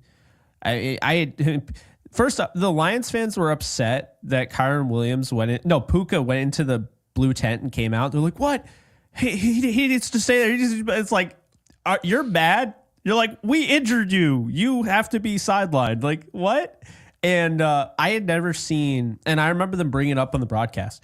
Like, the Rams had all year had that many guys at the same time out of the game. And it was like Stafford is getting just banged like nonstop, just hitting the head and all that. Puka was in the blue tent. Kupp was in the blue tent. Kyron was in the blue tent, all with head injuries. And you're like, something doesn't feel right. And then the Higbee hit, which, like, yeah, I will say if Kirby Joseph injures another Rams player like that, I will probably go through the TV. I'm not kidding you. So, yeah. Anyway, what I was going to say is Goff is Joe Montana when he has no pressure. That's why he wears number 16. His favorite player was Montana. He's Joe Montana when he has no pressure. When he has pressure, to the point of this super chat, he folds like a lawn chair. That's why that first game, when the Rams were generating more pressure than anybody expected on Sunday Night Football, and they're like, why is Jared Verse beating Taylor Decker like this? What is this? He's a rookie. What? Like, you could see the panic from these people. There was panic because they were getting after Jared Goff. They forced the turnover, John Johnson interception. The offense did nothing with it, but they did come back from 17-3. Point being, though, if you get to Jared Goff and then people will push back and say, well, if that happened to any quarterback, no, not like Goff. No. Not like Goff. So, yeah. He's the number one quarterback in the league to me that if you allow him to hit his back foot, he will take you apart. He hits his back foot, go through his reads, bam, it's gone. He's as good as anybody. Like you say, Montana's great comparison on that. But if you make him uncomfortable in the least and you have heat breathing down his neck, and they've had injuries in Detroit, but that line's been pretty healthy the past couple of years to give him, whether he's got this, Jameson Williams out there 24/7 or not, let's say, or Brown, he's got the line that's maintained itself up front as far as health-wise, and it's a top-notch offensive line. So I think that's where he's at. He is that player, and there's a good side to it, but it's hard to keep a guy that clean over the course of the season. It's hard to keep that guy clean in the playoffs when you're dealing with some of the better pass rushers in the sport.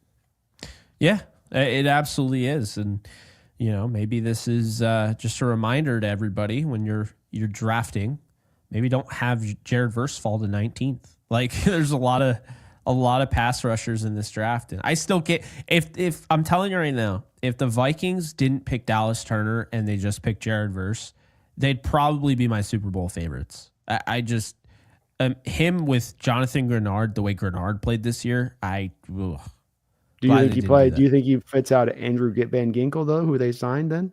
Well, no, they would probably use all three of them because Van Ginkel can play just linebacker. Like, he could just line up as a linebacker and blitz. So they've kind of used him like the Dolphins used him all over the place. That's why the Rams wanted Van Ginkel, because they run the cheetah package where they have 3 edge defenders on the field, not at all times, but quite a bit. Michael Hoyt, Byron Young, and Jared Verse. They planned on having Andrew Van Ginkel be one of those players. It would have been better than the Turner. They haven't gotten anything really out of Turner here. So, he did finally get a sack, but yeah.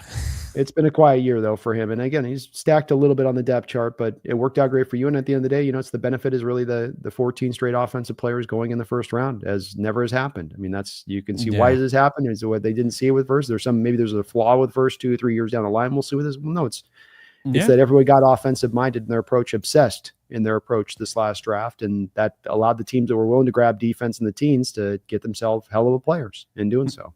And power rushers, they translate better than speed rushers. That's what I'm realizing. I didn't think, that would be the case. But Jared Verse is I'm really excited to get into the draft. Not like dying for it because I want the Rams to obviously win the Super Bowl, but I'm excited in a sense because I can learn from my mistakes. I really like Jared Verse. Obviously, like, I live in upstate New York. Jared Verse played 30 minutes away from me at UAlbany before he transferred to FSU. So I'm a big Verse fan. But watching him and watching Chop Robinson, I clearly thought Chop was the better pass rusher. I thought coming out, and we're seeing Chop is becoming, he's getting really good, and they need him because Jalen Phillips is out for the year.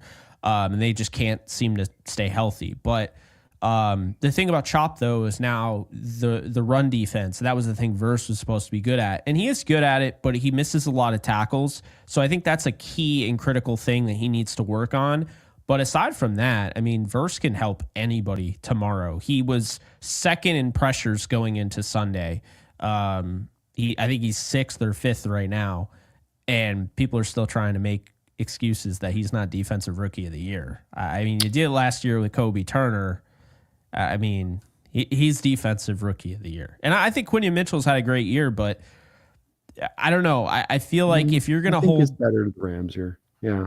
Sorry, I think if you're going to hold Verse, you're going to hold it against Verse that he doesn't have sacks, then I can hold it against Quinion Mitchell that he doesn't have interceptions. I think that's fair, and I think he's far and away the guy to get it. When it does come to these awards for us out in the West Coast, Jake, I don't have to tell you these are just going to be hard awards. I get asked a lot about fans with this stuff, be it Coaches of the Year or MVPs out in the West or Defensive Player. I mean, Donald had to be generational to be Defensive Player of the Year. Probably could argue there's probably other years he should have won it. Yeah. There's an East Coast bias here. They don't watch our games. A lot of them go to bed early at times. I'm just about convinced. And that means that you could earn it, you have the right to earn it, but you're not going to be given it because of that reason, and that reason solely. I've seen it for 40 years of watching football in my life, and it ain't changing anytime soon. It sucks, but that's the way those East Coast folks operate. They have a bit of a bubble on this one. Well, I mean, you're an East Coaster, but you can attest to this then. No, I know. It's just, and I don't blame them. It's 3 hours ahead. It's a weird thing. It's like you're not at the same time period, and it's easier for us to be more aware of them than them to be aware of us, which I get. I will say this with Verse on it. It's just my outlook on it, because he's hit in the exact way I outlooked when he came out. With Chop Robinson, that was going to be a raw pass rusher with the upside and the ceiling. With Verse, this was a guy with a decent ceiling. It wasn't going to be through the roof, but was going to have a high floor that you were going to be able to tap into immediately. In fact, I probably would have said this guy's going to get you 8 sacks in the first year, walking in the door. And I know the pressure numbers are above the 8 sacks as far as productivity goes. I saw a good all-around player, and I think his future is really bright. I don't know if he gets to that stage of a place of your Parsons, of your Myles Garrett, of your TJ Watts, of that type of area where he's quite in that stratosphere. There's probably some more sacks to be had there, but that's part of the benefit of getting this guy, is that you were getting a guy ready to roll kind of from the jump versus that guy in Chop that's going to be a bit raw. I mean, they've got a bit of a similar guy out there in Penn State this year with Abdul Carter. They're super explosive. They're super twitchy. They can do all the things you want from your edge rushers, but they don't have the technical refinement. They don't necessarily have that built-in motor. And that's where I think there's a bit of a difference on that, just from my outlook of Verse. But I love him a lot. It's not that I'm down on him as a player. There's nothing wrong to get that guy. This guy's tops out to be I think he'll be an above average run defender for you long-term, and an well above average pass rusher when it's all said and done, just by my outlook of it. Yeah, and I mean, I think Byron Murphy is going to be a really good player too, and I also think just comparing sacks and stats, counting stats, is just kind of ridiculous to me. So I mean, I think that's the thing. It's not really a dig so much that Seattle passed on Verse. They're different players. I push back on a lot of the well, Byron Murphy isn't this and he isn't that. It's like they played him in nose, man. I mean, he's nose tackle. It's their nose tackles don't. Who's the last nose tackle you can remember that ever double digit sacked in this sport? I'll wait. I don't think Dexter Lawrence did, and if he didn't, then I don't know anybody that did. No, it doesn't happen. So he's playing one tech because we didn't sign a nose this offseason. That's why he's playing it. He's playing one tech because you have Leonard Williams at the 3 tech having a Defensive Player of the Year like season from the 3 tech. So what happens? Do you take snaps away from a guy having a Defensive Player like year because you want to get that first round pick some snaps as a pass rusher, and while you're weak at the nose, or do you just throw him into the nose and have him do it for being a good soldier? You know what I mean? Yeah, so, and I mean his time is coming. So he's a good player. He has good coaching around him. That's why Braden Fisk, I mean, he just has a completely different role. So it's I just feel like, comparing the two is just, disingenuous and unfair. And, I would go as far as to say this. I mean, a lot of Rams fans that hate on him. To be fair, there were a lot of Rams fans that wanted him because they saw him as the heir to Aaron Donald's throne, because he came out after Aaron Donald retired and said, I'm ready. Pick me, essentially. He wanted to be a Ram. And so a lot of Rams fans, because of that, were like, oh, Like, we just need to get Byron Murphy. I didn't want Byron Murphy. Like, I want Chop Robinson or I wanted Tyler Guyton. That's who I wanted. I wanted to trade up for Fashanu or Alt, but Alt went way too high. And Fashanu, they fell in love with Bowers, so they were trying to trade up for Bowers and no one would move. That's the thing. Brandon, no one would move. Everybody was like, no, we're getting, to your point, 14 straight offensive players. None of these people were going to move. None of these teams were going to move. They knew what they wanted, and I really liked Tyler Guyton as that option, but then Verse fell into the lap, and I was not complaining because I just didn't think he'd fall that far. But yeah, let's next time, and I mean no disrespect, obviously, I love my Rams fans, but next time a Rams fan challenges you about Byron Murphy, just remind them they were probably pushing for Byron Murphy to be the pick. Well, and here's the thing to the bottom line. It's on usage. He's at this year, if he's on that Rams team and Fisk isn't, he's at 10 sacks this year, running from the same scheme, running that loop game, stunt game from the inside, which fits to his game every bit as well as it does with Fisk, if not better. So like all that stuff that you're running out of Fisk to get a lot of those pressures in there, he would have done it on top of operating from a 3-tech with the Rams versus playing in a 1-tech role. So I truly believe that. I like Fisk and what he brings as a pass rusher, but I do think that Murphy would have given that to you guys if he had been in that same kind of, even better. I think it's fair in that spot. Yeah. Let's keep it rolling here. I'm gonna keep you here all night long here as these donos keep stacking up. Femi, thanks for $2 donation, says I hate people that think one play makes a game. Yeah, commonality. Definitely a commonality I see often where people get caught up with just one play and that they let that override things over everything else. It sounds like ESPN highlights about baseball. They show one home run. They're like, "Yep, that was the game." Yeah, there's a drive. I think especially in football, this is weird to me though too, where you get 120 plays over a game and people will get caught to the one play and they'll be like, "That's what really this whole game was all about." Was that? It's like, no, there's the 119 other plays where you had a chance to have an impact that we should really be caught. Was there a trend through those plays? Was there something that was raised up as to why you lost on that, like inability to pass protect or you couldn't run the ball? Yeah, that's why you lost that, not onto this thing here. And there's a bit of a human nature on that with this, So it happened to us with our Super Bowl, Jake, we're second Super Bowl where people are like, "Oh, should have ran it." Right. Everybody gets on that, which is again, simplistic and not understanding the situation of what was going on there and what was at play. But it's what people do. It's a tendency there, and I don't like it. Yeah, it's annoying. And I think the most annoying thing, well, first off, full disclosure, I was totally rooting for Seattle over the Patriots. No doubt about it. Oh, yeah. But the thing that was annoying was when Curse made the incredible catch, and now everyone forgets about that. No one talks about it. Doesn't matter because they didn't run the ball. It's like, come on. Like, I don't know. Super Bowls are exciting. They're an event, and I don't know. There's a lot of stuff that go into it. There's a lot of moments. There's a lot of key moments in that Bengals game. Like, I don't just only remember when Aaron Donald threw Burrow down and the ball fell aimlessly at the feet of Samaje Perine. I don't just remember when Stafford had the no-look pass or just remember when Stafford threw the touchdown to Cooper Kupp to go ahead. I also remember the Odell Beckham Jr., blow up at the beginning of the game. I remember the touchdown to Kupp. I remember, the sack by Von Miller. A lot of different plays. I remember the negative plays, the T. Higgins 80-yard touchdown. I remember the interception. I remember the other interception where he throws it right to Skoranek, and I've never seen this before ever, but Brandon, he literally flips it up in the air. It's like over the middle, just like a quick slant. He flips it up in the air. That's what to me a Super Bowl is all about, though. It's all those moments. And I do think, unfortunately, like the Seattle Broncos game was just so one-sided. All I remember is Malcolm Smith interception and the snap over Peyton's head.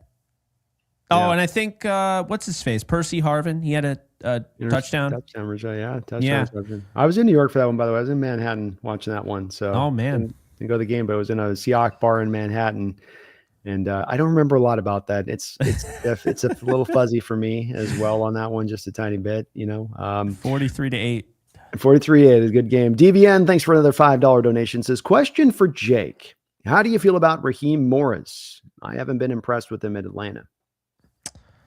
I like Raheem. I think there's some good things to take away. I think, to be fair to Raheem Morris, they were on a fast track to being one of the better teams in the NFC, and then Kirk Cousins took a nosedive. He had his worst stretch of his career, interception after interception after interception. So they had to bench him. They had to put in Penix.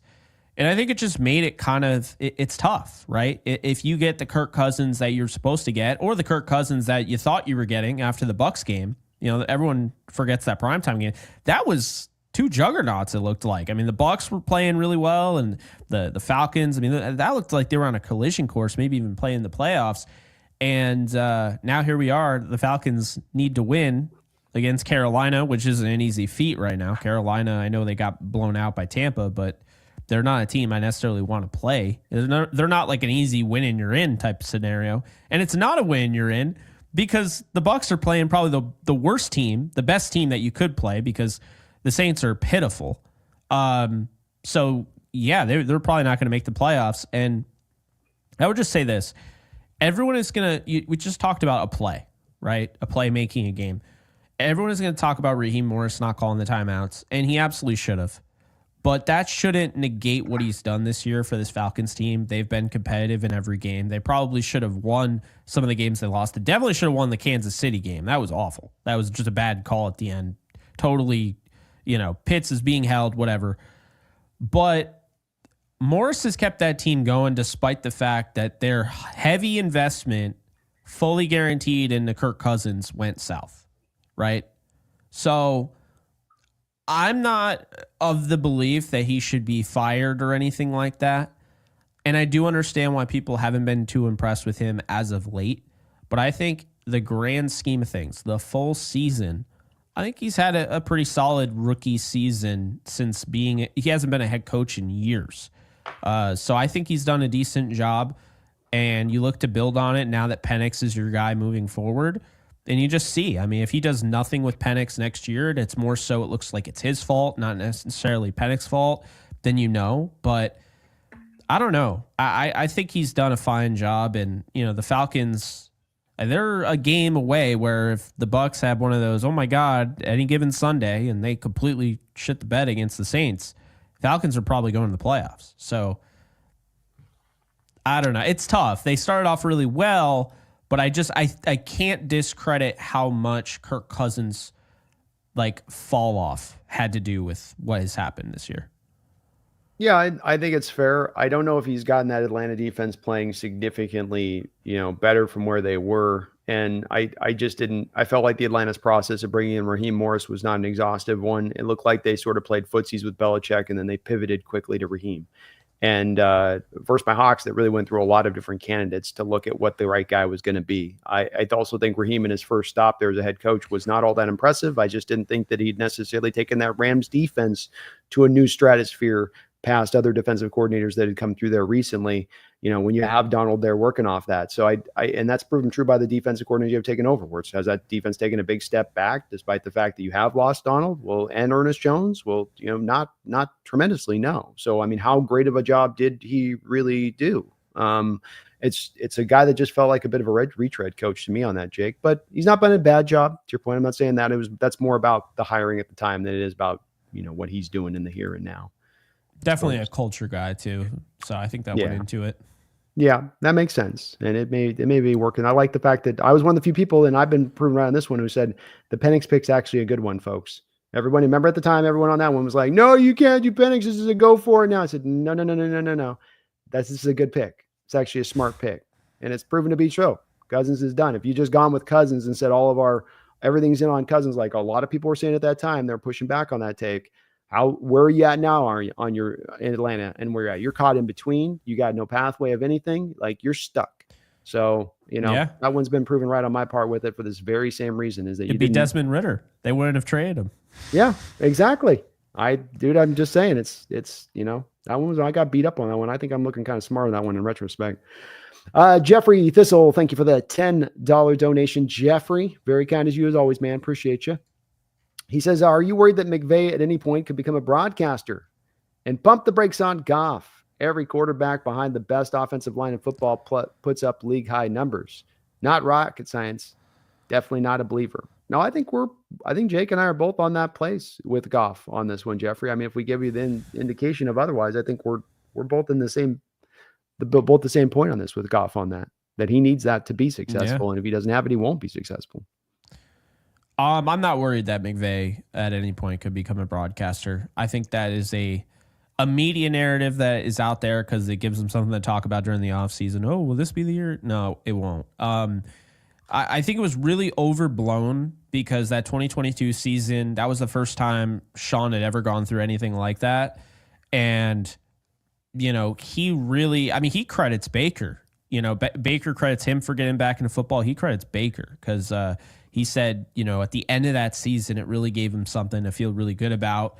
Needed some time away, decided, look, and the reason why he took that time away, Brandon, is because he's deciding, do I take a hiatus? Do I take a quick retirement now and come back later? Or am I just going to not do that? I'm not going to go the Vermeil route, and I'm just going to keep going. And I know, there's been stuff out there. People say, oh, well, as soon as Stafford retires, so does McVay. No, I think McVay really wants to see it through. And I think he was really just going through the motions of, how long do I want to keep coaching? And now that he has his child and, his wife and everything, I wouldn't be surprised if he doesn't coach for 30 years, right? Maybe he coaches for 15, but I don't he's not on his way out the door. Like, I feel like that's just the media really pushing that. I feel like he's just dialed back a lot of the responsibility, and he's talked about it. Like, he was an idiot early on in his career. He says it all the time. He's like, I never used to sleep. He's like, sleep is so important. And he's like, little things like that I was just not doing. And then they caught up to me in the 2022 season. And so I think he's just learned as time has gone on as a young head coach and one of the youngest in the league. He's just learned how to deal with things a little bit better. And so that will give him the longevity. Whereas if he never made those adjustments, then I can tell you right now, he'd burn himself out.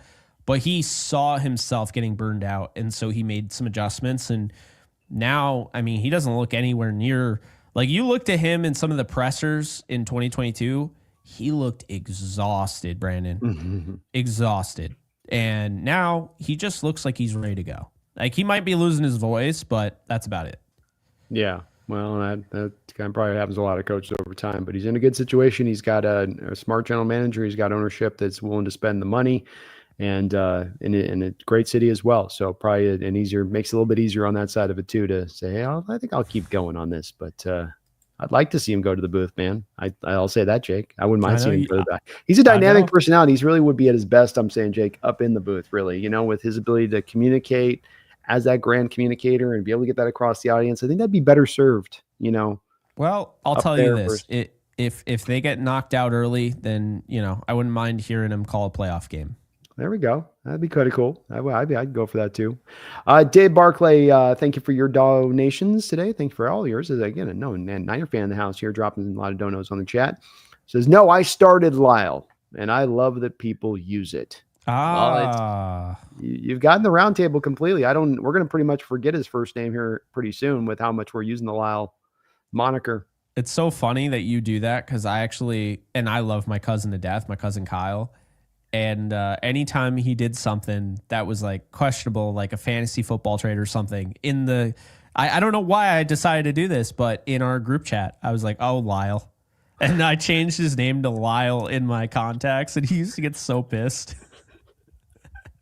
So yeah, that's what that reminds me of.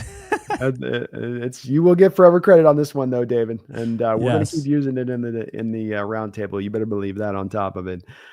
Feed Me, thanks for the $2 donation. Says Jake, since we're in Super Bowl talks, thoughts on Super Bowl 2014. So he kind of gave a little bit of that, I guess, just as a quick thing on that. Do you look at that as the Seahawks made some ultimately horrible mistake in that they are the dumbest organization for punting away because they didn't run the ball? Or do you look at it as that there was a lot more in that game at the end of the day for why the Hawks lost that game? Yeah, a lot more. Anytime you're going up against the New England Patriots, Tom Brady, that whole dynasty, you have to do things a little bit differently than a normal game. Just being in a close game against the Patriots, that's where they want you, right? So there were opportunities in that game. The Hawks had a chance to put them away. I thought they were going to. I thought at one point it really looked like it was just completely going away from I mean, it really was. If we're being honest, they were knocking on the door.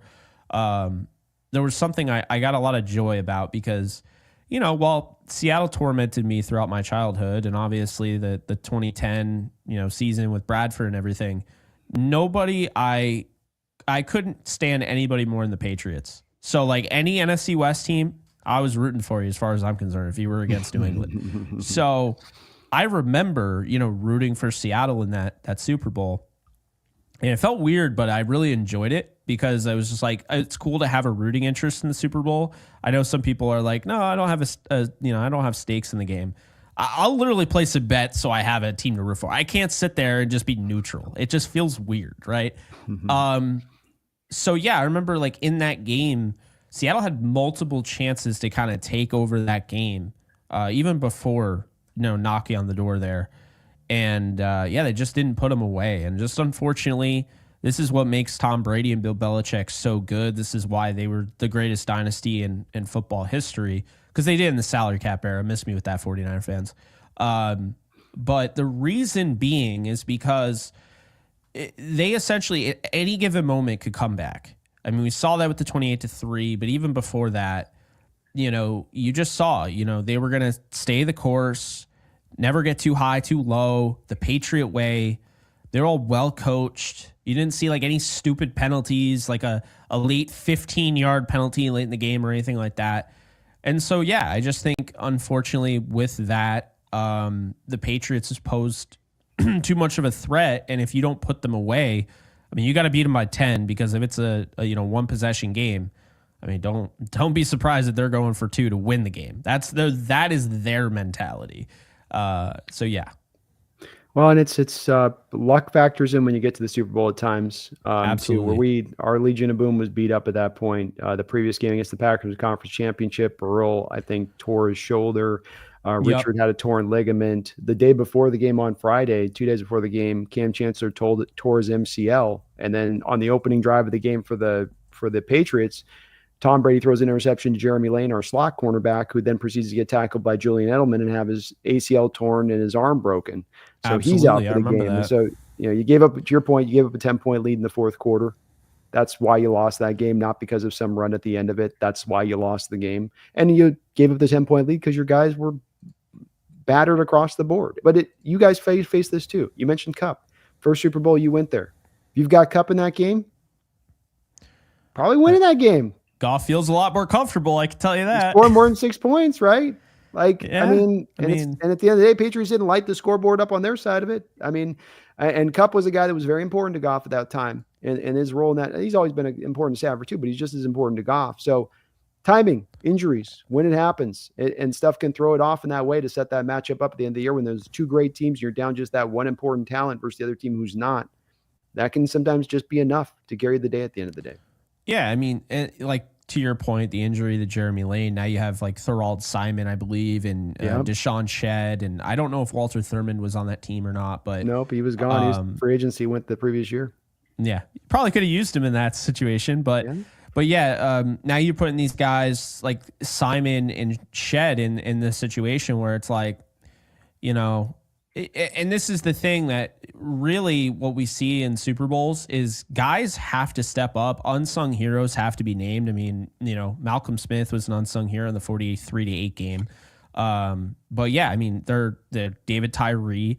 I mean, this is what this game is about. Like, this is all 53 just like going at it. And I mean, that happened with the Rams with Bryson Hopkins. I don't think they win that game without their third string tight end and Bryson Hopkins. I really don't believe so, because the first play of the game against the Bengals, Kendall Blanton gets hurt and they already didn't have Higbee. So now, all right, Bryson, we know you've played 5 snaps all year, but now you're starting the Super Bowl essentially. Good luck. And he was good in the blocking game, and he made some really key and critical catches to move the chains, and they don't win that Super Bowl without him. They don't win the Super Bowl without Eric Weddle, who was 2 years out of retirement, came back.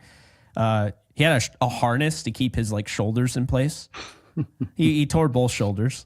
Like, it was wild. But yeah, that's what it's all about. And Seattle still should have won the Super Bowl. But yeah, if those guys stepped up, Shedd and and Simon, if they were able to make like a key play like Lane could have, then yeah, maybe it would have been a different game. But yeah, it's definitely unfortunate, and I'm still upset about it because I'm just tired of, he's got 7 rings. It's like, It's brutal. He had a run, and they were so good at what they did. Like you said, they were good for a lot of different reasons. One just Brady Belichick. It was the whole symphony of it working together. I mean, it was Scarmecchia, the great offensive line coach that they had there for years. Could keep the line up to snuff. When you're great like that, you're never just great for one reason or one brilliant mind or one awesome player. It's a lot of things working right in the proper direction to make it go. Yeah, and you had 2 interceptions on the great one. And then you shut down their run game. Like, I think LeGarrette Blount, the previous game, like, he went off. And in that game, he did nothing from what I remember. I know they had Shane Vereen in the passing game, but I thought Seattle just did a great job of really kind of holding them down. And, yeah, it was unfortunate. I mean, obviously, they're not my team, but I do kind of feel for Seahawks fans because to lose it in that way, that was heartbreaking. Obviously, I know the 49ers have been heartbroken, but I've rooted against the 49ers in every Super Bowl. They didn't play the Patriots. And honestly, if they did play the Patriots, I'd probably still have to root for the Patriots. So I might have to as well on that. The Niner hate is real, and it's true, and we all have it. So, you can't deny it. It just is what it is. I'm sorry, Dave, but it's the way this run rolls for us on that side, and in that way. But no, we got the win the previous year. We got a team this division's never been into the Super Bowl. So you got to remember, I'm happy that we could at least be, hey, we got that in our back pocket. And I rooted for the Cardinals in the Super Bowl because I had to root for Warner. Yeah. That's my guy. You can't root for the Steelers. The Steelers are another one. It's like, they don't need another one. They're good. Yeah, they did. That's an insufferable bit of an organization at times. The James Harrison, if he goes down at any point on that interception, they lose. Yeah, absolutely. So it's like, really, Larry Fitzgerald? Like, what are you running in concrete? How the hell did you not catch up to him?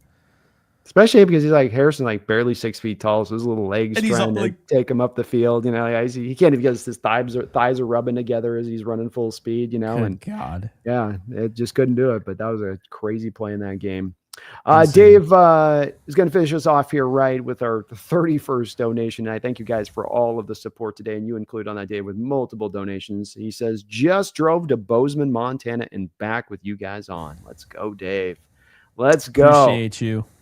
Well, very, very kind of you, Dave. And who else has been kind here, folks, is Jake, who has held on with us. It's almost 4 hours today. We've held him on and kept him over here on his side. So let's do the least we can do for him, as we do here for the folks that are kind enough to be guests here on our channel. And Jake's going to be here again in the future. So down in the description section below, you will see a link directly to Jake's channel here on YouTube.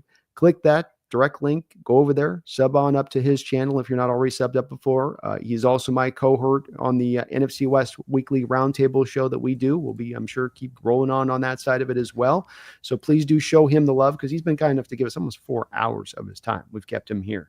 And thank you, Jake, for hanging in, by the way, throughout this on the long stream. I was trying to get those donations relatively quickly, not keeping you, all night, because with me, sometimes this thing can go 7-8 hours here. So, hey, I had a blast. I also did the joint stream, so it's all over on my channel as well. So it's at HawksNest 12th man, right?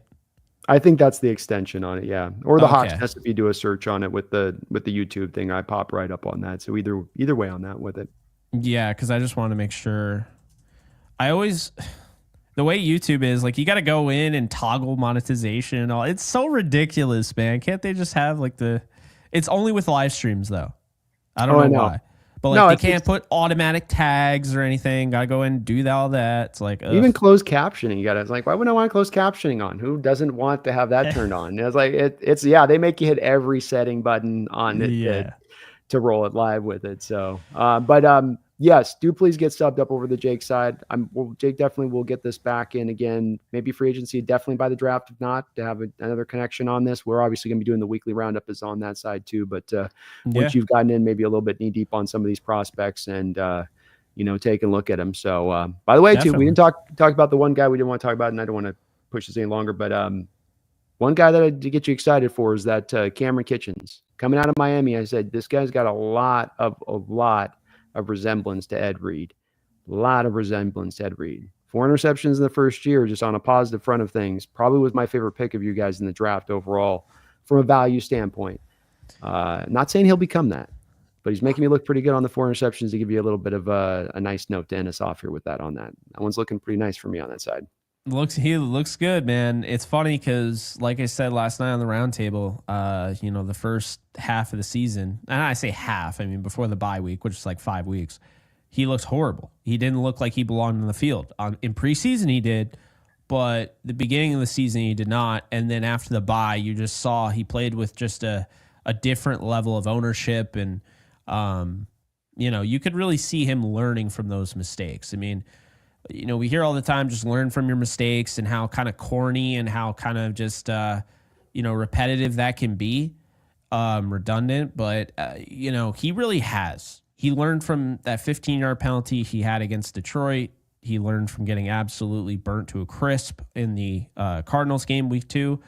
And he made a key play in the Cardinals game. Now, to be fair, should have batted away.